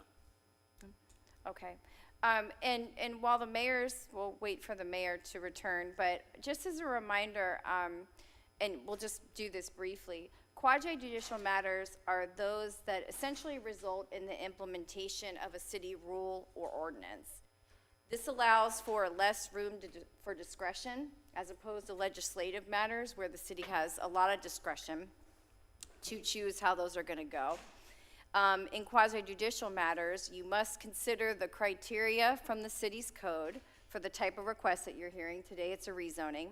And your decision as to whether the applicant meets this criteria must be based on the competent substantial evidence in the record before you, the testimony that you're going to receive today by the staff or the applicant or the public, and any additional evidence you may receive. So this means that you should hear all the evidence and the testimony first before determining where the applicant meets the code criteria and ultimately making your decision. And Mayor, I apologize, you missed whether or not you need to disclose any ex parte communications on the record. So I'm aware of it. I think all the previous talk about water, I had to take a break for a minute. So I have nothing to disclose. Okay, thank you. And I appreciate the update on the quasi-judicial matters. So I would just ask my fellow city council members that we refrain from sharing opinions as we're asking staff until we get to a point, where we're in discussion. Fair enough? Thank you, Mayor. City Council, again, Ray Tyner, Deputy Chief Development Officer. This is for a rezoning application. Our project manager is Ms. Jordan Myers, and she'll give the staff presentation. I know the applicant is also in attendance today that also has a presentation they would like to share as well after ours. Good morning again. So this is the Old Kings Road multifamily zoning map amendment. You did hear a land exchange agreement in regards to this parcel at an earlier workshop, but the two are not linked together. They're just on the same property. Speaking of, this is the property. It is 29.15 acres, but only this northern 12.07 acres is up for the rezoning currently. This is one parcel, but it is bisected by that city-owned parcel that was discussed in the land exchange agreement, but only the northern 12.07 acres is what is being requested for a rezoning at this time. This is the future land use map. It's under mixed use and conservation. Multifamily residential, or MFR2, is an existing and allowable use within mixed use Flume. This is the existing zoning map. You can see that half of the property is already zoned MFR2, and the northern half is zoned Office 2 or OFC2. And again, the reason for the split zoning is the city-owned parcel in between that was already discussed, and you've already seen the land exchange agreement once. This is the proposed zoning map amendment, so you can see the entire parcel is now MFR2, so the Office 2 was rezoned to MFR2. We go into the analysis based on 2.0505 of the Land Development Code. The proposed development must not be in conflict with or contrary to the public interest. Since half of the property is already zoned MFR2, we don't find that this would be in conflict to the public interest. The proposed development must be consistent with the comprehensive plan and provisions of the Land Development Code. This rezoning application will be consistent. Some listed could be future land use element goal 1.1, preserve the character of residential communities. As there's already MFR2 in the area and on this parcel, it would preserve that character. And objective 1.1.4, discourage urban sprawl. So this is a parcel within the area of Old Kings Road, so it is not sprawling out to other areas of Palm Coast. The proposed development must not impose a significant financial liability or hardship for the city. The public infrastructure needed to support the project is in place or close to the site, and any extensions or new development of roads or stormwater would need to be done and paid for by the developer. The proposed development must not create an unreasonable hazard or nuisance or constitute a threat to the general health, welfare, or safety of the city's inhabitants. The proposed development poses no unreasonable hazard, nor does it constitute a threat. The proposed rezoning will be compatible with the overall neighborhood, as half of the property again is already zoned MFR2, and it will be up to current land development code and building code standards when it is developed. The proposed development must comply with all other applicable local, state, and federal laws, statutes, ordinances, regulation, and codes. Obviously, it will comply with all of the above. And now we go into 2.0603 of the Land Development Code. These are the goals and objectives I stated earlier. So whether it is consistent with all adopted elements of the comprehensive plan and whether it will further the goals and objectives of the comprehensive plan, those I noted earlier. Its impact upon the environment and natural resources. An environmental report is required at the next stage of development, not at the time of rezoning. It is the applicant's intent to put all wetlands on the east side of the property in a conservation easement, so it would preserve those natural areas on the east side of their property. Its impact on the economy of any affected area. Impacts to the Palm Coast economy are anticipated to be positive, since the project will provide numerous construction jobs and will provide additional tax revenues to the city. Its impact upon necessary governmental services such as schools, sewage, potable water, drainage, fire, police, solid waste, and transportation.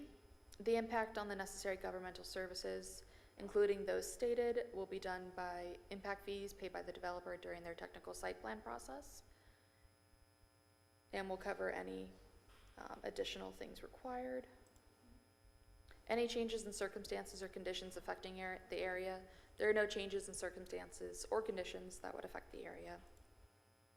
Compatibility with proximate uses, as previously described, there are already MFR2 zoning areas on this property and properties to the south, so it is compatible with the proximate uses. And whether it accomplishes a legitimate public purpose. The property has existing MFR2 zoning on half of the property, which is allowable in mixed-use flume. The rezoning to MFR2 would be consistent with the mixed-use flume and compatible with the adjacent properties. There was public participation. A neighborhood meeting was held on April 9th. The record of the meeting was included. The developer notified the required owners within 300 feet. They also contacted both of the HOAs in the area. The Planning and Land Development Regulation Board voted 4-1 to recommend approval to City Council. We did have one citizen call after Planning Board in opposition to the project. The Planning and Land Development Regulation Board determined the proposed rezoning of Old Kings Road multifamily, application number 5059, is consistent with the comprehensive plan and recommend approval to City Council to rezone 12.07 acres from General Office OFC2 zoning district to the multifamily residential MFR2 zoning district. You will see this again at a second reading and the land exchange agreement as well. And a technical site plan could come before you depending on how many units they are proposing. We do not have an application for that at this time. And the applicant is present and has a presentation. So does that conclude your presentation? Would the applicant like to present at this time? Can we ask the staff some questions before they? Sure. I'm sorry. Hold on a second. Yes, of course. Quick question. Last week, when we had that land exchange that was brought up to us by you, was there, at that time, was there any application, any permits request for what we approving here today? No, we had, like Ms. Myers had pointed out, there are two separate actions, and actually the rezoning process facilitated those discussions, and then we had a discussion about relocating the overpass to Old Kings Road. So that's what kind of started this facilitation. Does it make more sense to have this to the north? So, but it's a totally separate from what this. It's not contingent on I can that. understand, but you were familiar with the fact that they were going to request this multifamily amendment? Yes, we had an application in, yes.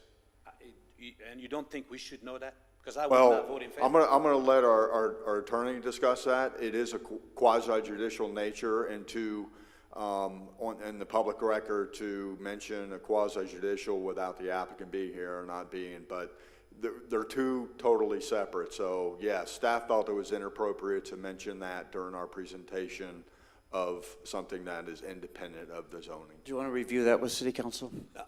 The only thing I say is that if there's something that, if there's something out there related to it, I think that's, maybe we should know. I don't know if we are. Do you want to review that with City Council, I think? Yes, go ahead, City Council. Well, so there are two, whether or not it's within what you'd like to see is a little bit different than the criteria for approving something that's before you. The land exchange agreement is happening independently of this rezoning, whether it happens or not. It's been agreed to, and you've seen it. And that's not a quasi-judicial decision. It's an agreement that the city's entering into with this property owner, and there's not criteria like being implemented in the code. You've been around, you know what rezoning decisions are. This is separate from that. It's related because it's the same property owner and adjacent to the same project area. But this, whether or not your decision today cannot be based on that land exchange agreement.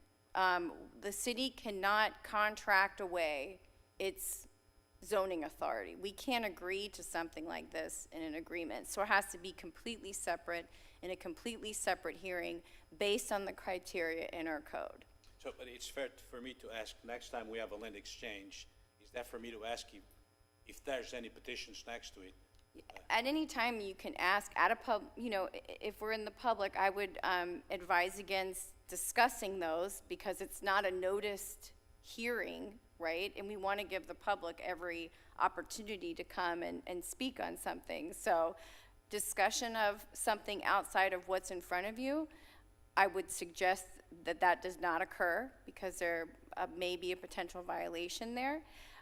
If it did happen, but as far as asking staff, are there any other, applications in the hopper for this matter, they can answer that question, but any further discussion beyond that would not be appropriate. So, If it was on an unrelated, a different agenda matter. Okay, I get what you're saying, and I just feel that from now on, anytime we have a land exchange, I'm entitled to ask what are the petitions surrounding that before I even brought it to board. I could go to a city manager or to Jason and find out what's being proposed out there. Absolutely, you can have further discussions with them So, if you because wanted to. According to what Ms. Randa told me, they didn't feel that was appropriate for them to tell us at the time that this petition was there. That's what I just heard. That he didn't feel that was appropriate to tell us, to talk about this, what we're having here today. Right, last week. not at the time when you were considering the land exchange agreement. That's a correct statement. Would the applicant like to make a presentation at this time?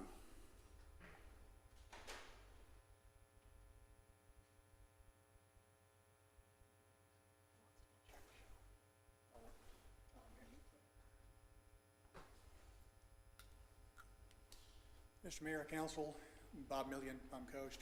I'd like to spend just a moment on the land exchange. They are not related, they're separate applications, but I want you to understand that during the development process, when we were looking at all of the various properties, we saw that this particular parcel was bifurcated by a potential, a proposed land exchange. And the more we looked at it, the less sense it made. It crossed wetlands several times. It was tremendously expensive to build. And so we did a little bit of preliminary engineering and then went to city staff, engineers, Jason, Ray, Carl Coate, and said, this is an idea, guys, that's going to save you a lot of money. It's a like-for-like exchange. You basically have a 100-foot wide section that bifurcates. This is a single parcel that's cut in half by another parcel, which is really weird. So basically, we said, in our estimation and in our calculations and cost, if nothing more is done but take this parcel that bifurcates our thing, that's a flyover parcel, and simply move it to the north, adjacent to another parcel that the city owns, which gives the city a 200-foot contiguous piece, it would be much less expensive to build a flyover. So one is not related to the other, but the flyover exchange was a result of our doing this land development. I gathered that. Thank you. Okay. This is the parcel that is in question. 60% of it currently is zoned multifamily too. And it's had an official wetland delineation by our calculations. We're someplace between 140 and 150 multifamily units that are currently allowed on the southern portion. We notified the people in Toscana and Hidden Lakes because we knew that they were concerned with traffic in the area. The closest multifamily rezoning in this application to them is 900 feet. So we're required to notify them within 400, they're 900 feet away. The closest part to their development is already zoned multifamily too. The northern portion is zoned office too. And again, considering the wetland, the little dotted line there, the top of the parcels is actually the wetland. The dotted line is the 20-foot wide, 25-foot wide buffer that separates the setback between the wetland and the upland. The northern portion, office 2, is entitled for roughly 170,000 square feet of buildings, various buildings. There's a lot of overlap. We can have hotels there, we can have assisted living, restaurants, office. Office 2 zoning is fairly liberal. The biggest concern we had when we were talking to the local residents was one of traffic. And by our calculations, changing the entire parcel, and again, we're talking about 40% of it, 60% is already zoned multifamily too, but by changing the entire parcel, we are reducing the trip counts, the traffic impact by almost 70%. So there's much less traffic associated with multifamily than there is with any of the office 2 zonings.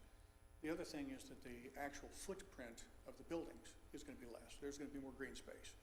So an office 2 development would cover more ground space than a multifamily development. Next slide. Again, the light area shows the wetland, the dark area shows the upland. The city parcel is shown in the center of it. This is what we suggested with the flyover exchange and what we came up with. And again, it's not related, but it is kind of related because it makes a lot of sense for the city to do this.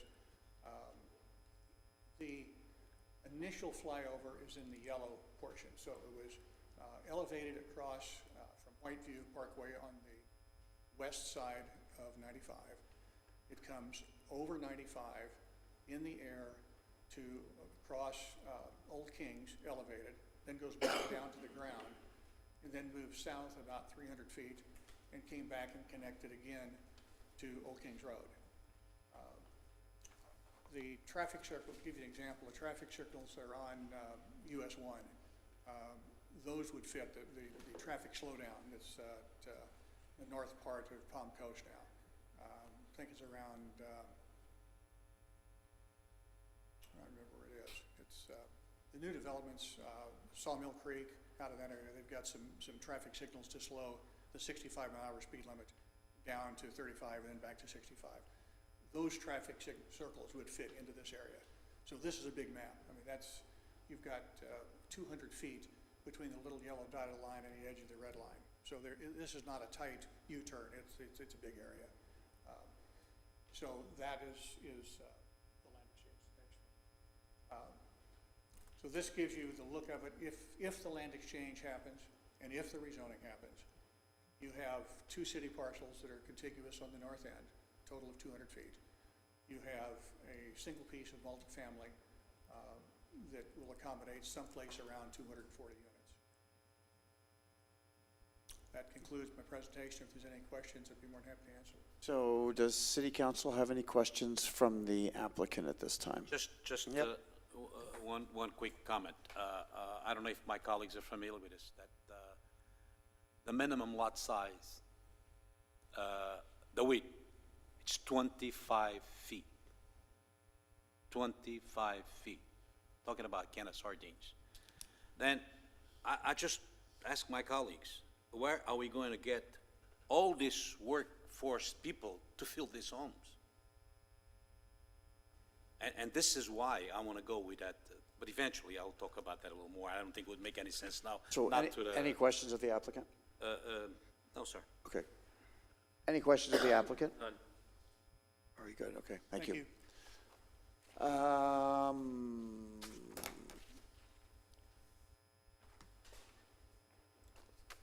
That concludes staff's presentation. Yes, sir. So I will now open this item up for public comment. Are there any members of the public that would like to comment on this agenda item at this time? Seeing none, I will close public comment, and now I'll come back to City Council for additional discussion. Vice Mayor? Thank you, Honor. And that's what I'm saying. What we're doing right now with approving all these multifamilies is destroying this town. I want people out there to know, especially the media, to put it out there. We are destroying this best town to retire on by allowing this. One thing that surprised me, I want to know who was the person at the planning board that voted against it. I don't know what he's drinking, but it's not normal. I just think that we are destroying this town. I want to make sure it's clear. I'm only saying it 3 times to make sure that what I said is what's going to be reported a little later.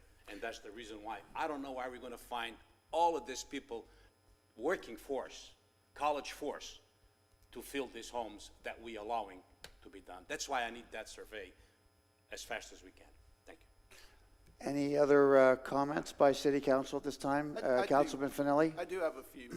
So I do hear what Vice Mayor Branquinho said regarding the flyover and not knowing that, you know, the other thing was coming, but I feel that when we made that decision, or for me personally, we made that decision in what was in the best interest of the city at that time regarding that land swap.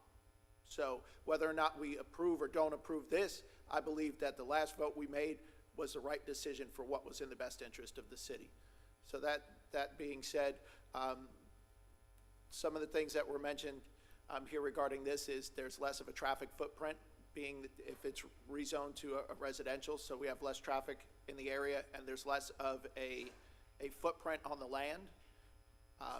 So I think those two are definitely positive things, and also then the environmental buffers in the back and staying on the buildable land and away from those as well. So that's all I have. Any other comments or questions at this time? Then I would ask for a motion. I'll make the motion. I have a motion to approve. Is there a second?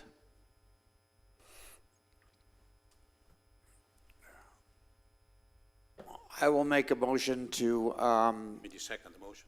to second the motion, yes. Okay, any further comments regarding this motion? Yes. I'm deeply concerned about growth and economic development. I see the cost of housing and also the rate of rental in the area skyrocketing to almost unbelievable levels. I'm deeply concerned that we will not be able to keep pace with the interest in our area. We will not be able to provide sufficient housing at a attainable price. So I am, that's why I made the motion, that's why I'm in favor of this project. You mean you second the motion? I did second it already, yes. All right, any further comments on this? I just, once again, agree to disagree. Mr. Mayor, agree to disagree. And I think that we're changing Palm Coast as we always thought. That was going to be a retirement community, and we're changing it to the way that affordable housing, like I said, it's not going to be affordable until people don't longer want to live over here. And I don't think we have a housing problem. It's just a matter of thinking. And for that, I'm going to call for, would you please call for a vote, please? Mayor Alfin? Yes. Councilmember Danko? Yes. Councilmember Finelli? So this will come back for a second read? Yes. Yes. Yes. Vice Mayor Branquinho? No. Motion passes 3-1. There you go. Okay. Moving on the agenda, Counselor, if you would, is this our last one? This is the last, this is agenda item number 13, the last first read ordinance. An ordinance of the City Council of the City of Palm Coast, Florida, amending Section 2-1B, City of Palm Coast Corporate Seal, Logo, Use of, Code of Ordinance of the City of Palm Coast, providing for severability, providing for codification, providing for conflicts, and providing for an effective date. You I have do, a- I you do ha- not have a presentation, however, I'm here if you have any questions. This is more of just a housekeeping item to make sure that our ordinance is stating that from time to time, the city manager can change the marketing logo. It does not change the city seal at all, but the icon logo is the logo that we're using currently, and the previous ordinance listed the Find Your Florida Palm Coast with the Waves. So is it fair to say this is a housekeeping item? Yes. Okay. City manager, any comment? This puts the ball in your court, or the oval. So this just aligns with our practice underway currently with the branding program, and also coming up to the current times with modernization and making sure that we keep pace with that as well. Any questions from staff? That doesn't make it any harder on the IT, because if my colleague Nick was here, he would tell you all the pros, but I don't think that's going to be, all right. I could fill that in for you. So, if No, you- no, no. no. If he was here, he would let you know that the artwork that is being updated is better designed for digital use, so that it expands proportionately, so it doesn't look awkward when used in a variety of different printed and/or digital media. Correct. Fairly yes. said? Mhm. Okay. The sizing stays You have consistent. to agree on something? Very good. So if there are no other questions, are there any members of the public that would like to comment on this item at this time? Seeing none, I will close public comment. Motion to approve it. I have a Right motion here. to approve. I'll second. I have a second. Any additional discussion? All in favor, please signify by saying aye. Aye. Any opposed? Does the clerk have the vote? Motion passes 4-0. Thank you. We move on now to the consent agenda. Are there any items that City Council would like to remove from today's consent agenda? Seeing none, I will ask the public, any comment on the consent agenda today? Seeing no one approach, I will close public comment. Any additional discussion by City Council? I'll make the I move motion to approve it. Well, he can make it. Go ahead. Vice Mayor thought you said Branquino makes the motion, and I'll Councilman Danko seconds. Any further discussion? All in favor, please signify by saying aye. Aye. Any opposed? Does the clerk have the count? Motion passes 4-0. And we move on to our final public participation today. Are there any members of the public that would like to make comment on any items not previously discussed in today's agenda?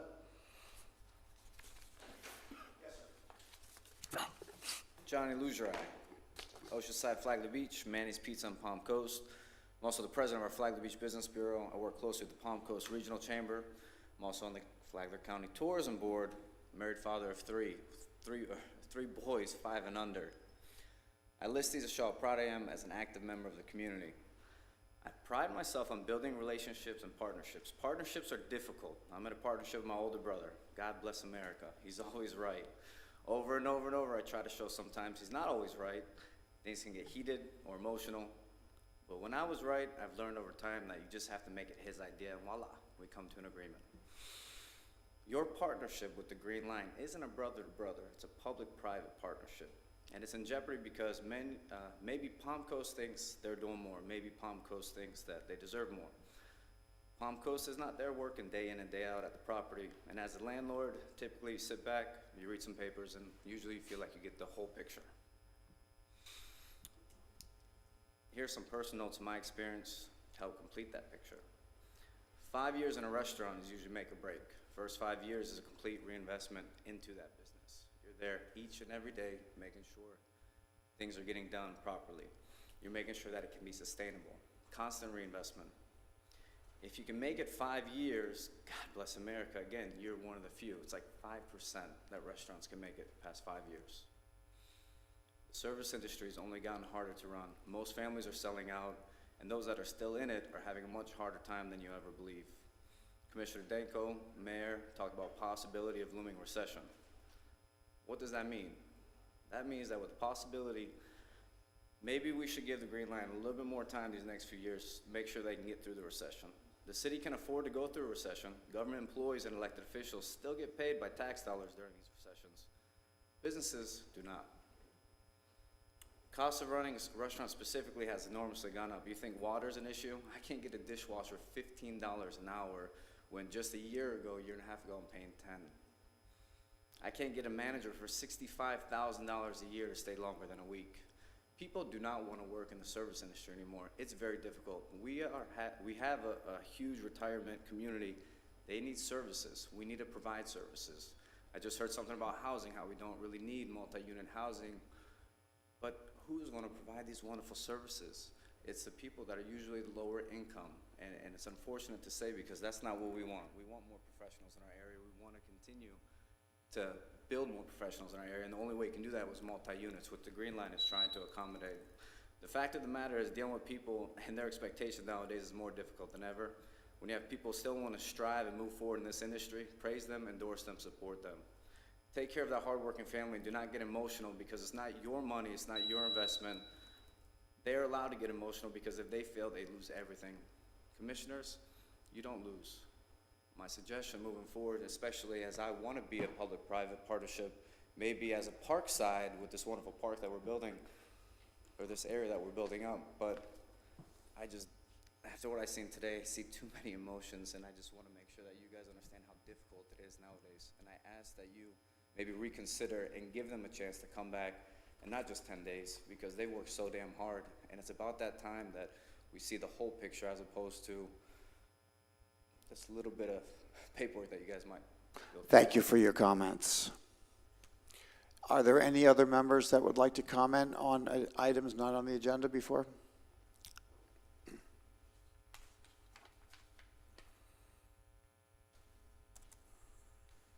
Alan Lowe.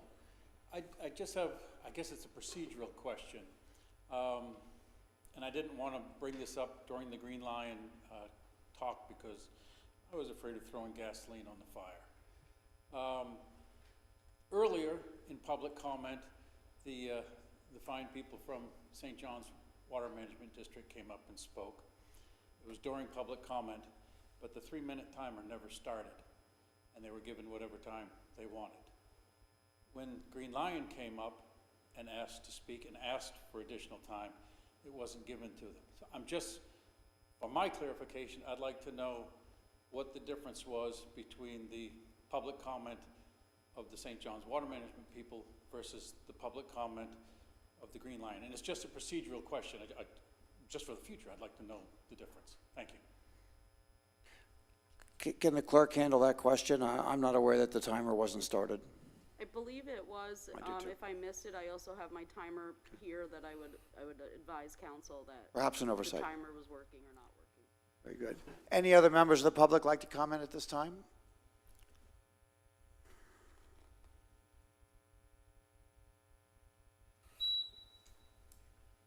Steve Carr, Palm Coast, under the comprehensive plan where it has that it won't become a nuisance or bother the welfare of the people, okay? If at some point when these developments are happening and at that point it's not a nuisance to the people or to their welfare, but later on becomes a nuisance to the people or their welfare, what do the people have to say? How do we fix this? I mean, I live on Florida Park Drive, okay? The noise, the traffic noise over there is definitely a nuisance to all the residents. How do we fix it? I mean, when development happened, it wasn't a nuisance at that time, but it is now. So we keep approving these things saying they're not going to be a nuisance. They're not going to be a welfare, a health issue or something. And then all of a sudden, things keep growing, and it is a nuisance. It is a health issue. Where do the residents go to get it resolved? I've been talking about it for quite a while, and it's not resolved. So let residents know how they can get it resolved. Thank you. Thank you for your comment. Any final comments from the public today in public comment? Seeing no one approach the podium, I will close the final public comment, and we move down to discussion by city council members of items that are not currently on the agenda. Vice Mayor, anything? Yes, I really, I don't have much other than to say that Nikki White, what a sweet lady she is. I think she's a sweet lady. I think she's doing a phenomenal job. Nobody's perfect, but I think she's doing a phenomenal job. She's making us feel just as patriotic as, President Reagan made us feel patriotic by little things he said, and she's doing that on her own. Now, having that said, I could see at least two candidates for this office, and I appreciate your fortitude, because you know it's going to be tough out there. You're going to be asked questions like there's no tomorrow. Please be honest.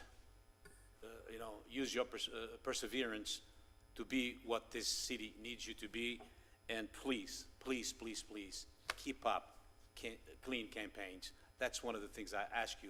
Please keep up clean campaigns. For now, I don't see out there on our side, of course, anything that's going to be out of ordinary. But please keep clean campaigns. That's all I'm asking of you, please, if you could. Thank you. Thank you, Vice Mayor. Any final comments? I have nothing.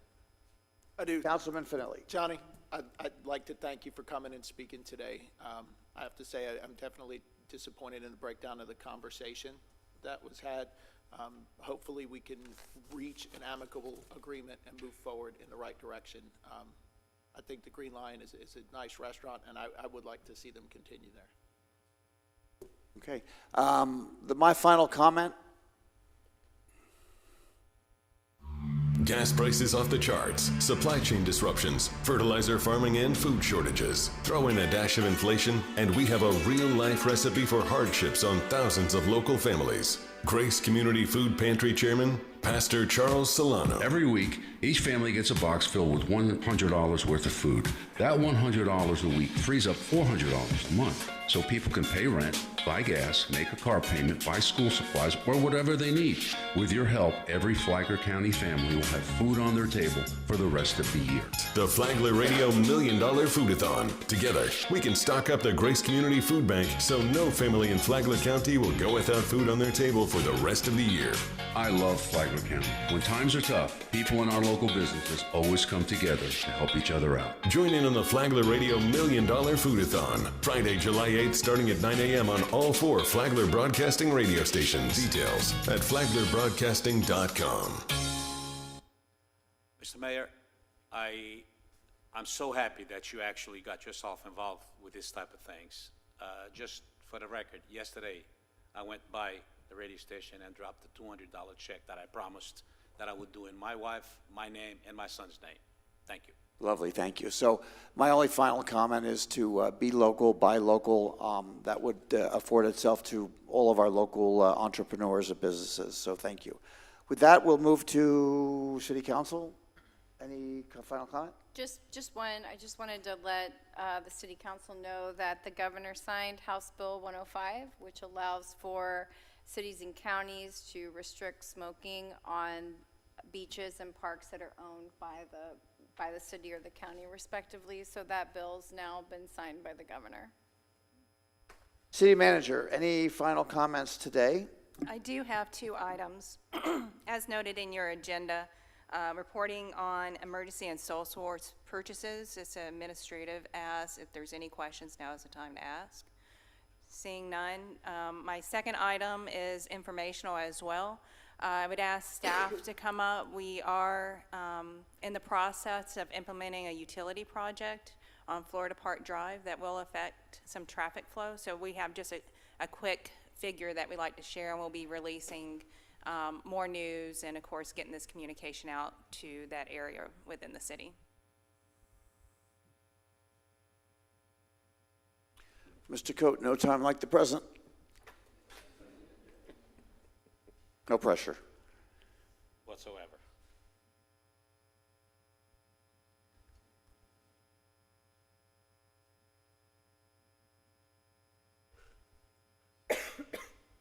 While we're waiting, Mr. Mayor, it's okay if I do my final comment next week on video. I was just making a joke. Filling some time. Only if it starts off very, Okay. very excitedly. Yeah. Food Truck Tuesday tonight? Hey, good afternoon, council. We do have a fairly significant utility reconstruction project going on Florida Park Drive. And because of that, we need to close down an intersection, which is at Faraday. Faraday is actually a loop onto Florida Park Drive, so this is actually on the south end of Faraday. And this will be the primary maintenance of traffic setup.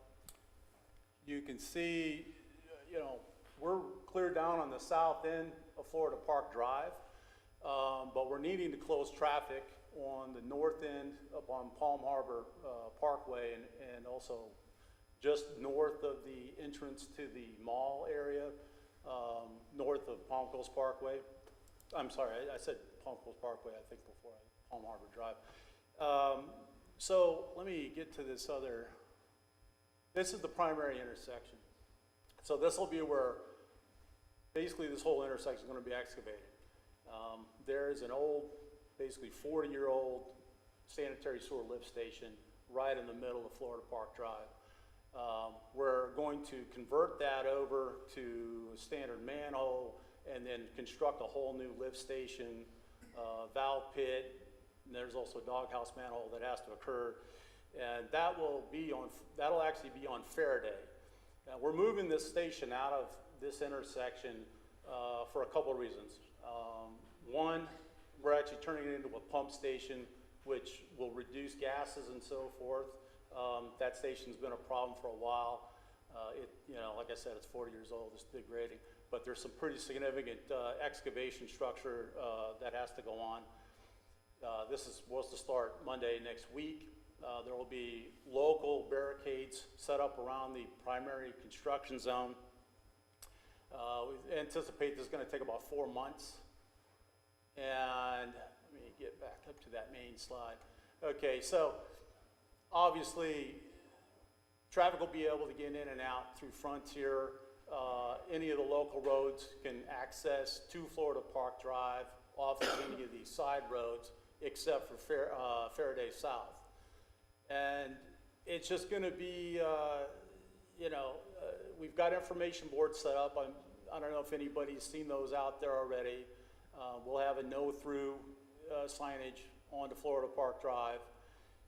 And that's basically the extent of it. We've put out public notification through our webpage, and also, I believe, our communications office has sent out to the newspapers as well. So we're going to try to make this as quick as possible, but it is a lot of deep excavation. We're talking 18, 20 feet deep, 3 different structures. You sometimes run into unknowns, so 4 months is our target, but it could go longer. And that's basically the extent of it. But when we're done with it, the nice thing will be is when the crews go out to do maintenance on this facility, they're not having to shut down Florida Park Drive anymore. They can actually do 1 lane on Faraday. It'll be much safer for them. It'll be safer for the public, and it won't be an impetus on sidewalk pedestrians or anything of that nature. So with that, I'll just take any questions. I guess my real question is, city manager, so you have a robust communication that will be ongoing for all residents, actually throughout the city, but obviously focused in those neighborhoods? Yes, that's correct, and the businesses as well, obviously. Right.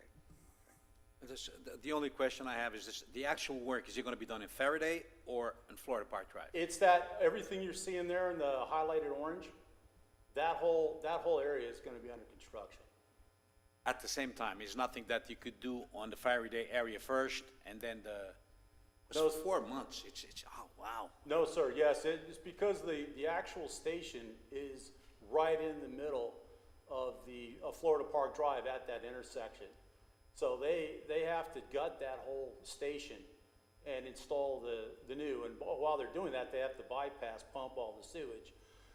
So it's a major operation. While we have the road closed down, we're also going to use the opportunity to do gravity sanitary sewer lining going north from that station. So we will be doing that, and that'll make that operation a lot more safe also, just having that MOT set up for that. Any planned detours? There will be detour signs set up, yes. Have any idea where they're gonna be at right now? They should be setting those up as we speak, but for the local area where you're seeing in the orange, that'll be done by the site contractor. We have a separate contract for what we call the primary MOT. I'm going back to that, which will be the closure notification message board, which is on Palm Harbor Parkway and Faraday Lane, and some signage up on Frontier as well. So we're, one of these type of things, because of the complexity of all the road network there, we're working very closely with our traffic engineer and monitoring this obviously on a regular basis and modifying where needed. When we're done with the sanitary sewer pipelining, we can look at bringing the MOT down closer to the actual location by Faraday, and then open up the rest of Florida Park Drive. Needless to say, the rest of Florida Park Drive, it's still going to be usable. Just that I see the X at the end by Palm Harbor Parkway. Correct. People, they could enter there if they're gonna if they're gonna see local streets or. Yes, initially we want to keep traffic notified to not go down that way if they're using that as a cut through to get to Palm Coast Parkway. So it's very critical at the beginning of the project that, people become accustomed that, hey, I can't come off Palm Coast or Palm Harbor Parkway and drive to Palm Coast Parkway because they won't be able to get to that intersection. They would have to come down and then detour down Frontier and then take Old Kings Road around to get to it. So that's why we have it set up that way.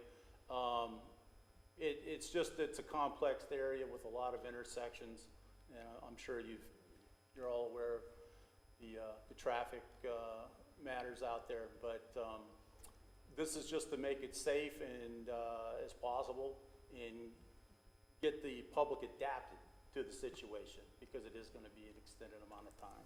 I'm just curious to see where those detours are gonna be. Yes. It's gonna be completely up to the construction company, or we gonna have any saying on that? No, we have to say on it, the local MOT, the maintenance traffic, the barricades, signage and everything, which is where you're talking about this orange highlighted area, that will be set up by the site contractor, okay? On a separate contract with a separate MOT provider, they're doing the rest of the primary, what we're calling the primary maintenance traffic, which is the signage up on Palm Harbor Parkway and on Palm Coast Parkway notification, and the detours from Frontier Drive. So those are two really separate contracts that we have. So the contractor, our contractor that's doing the sanitary sewer improvements is doing that only for this area. So no usage of the Holland Park? Oh, no, they can use the Holland Park. They can come in off of Frontier. They can come in off of Frontier and access that. So, but through Florida Park Drive, they cannot use Holland Park? You're not going to be able to come down Palm Harbor Parkway, for example, and then head south on Florida Park Drive to go to the park. Vice Mayor, can I make a suggestion? Yes. With city manager's permission, maybe each city council member could find a moment in the next week to do a drive around with a member of staff, because I think if you see it and feel it, and what I'm going to is maybe you might consider organizing over the 4-month period a couple of small neighborhood meetings to update the locals especially. And that way you'd have what I want each of our city council members to be able to do is answer questions correctly and expertly and succinctly on what the detour and what the the effect on traffic will be. So I think the best way to do it would be to kind of tag along separately, of course. If you could kind of talk through that when you get a chance at your city council member meetings. Of course. Thank you, Mayor. I have one quick. Are fire and law enforcement directly noticed so they can create contingency plans to still access residents in a most timely manner? Correct. Yes, those agencies, including waste pickup in the whole schools, everything is notified. It's about time.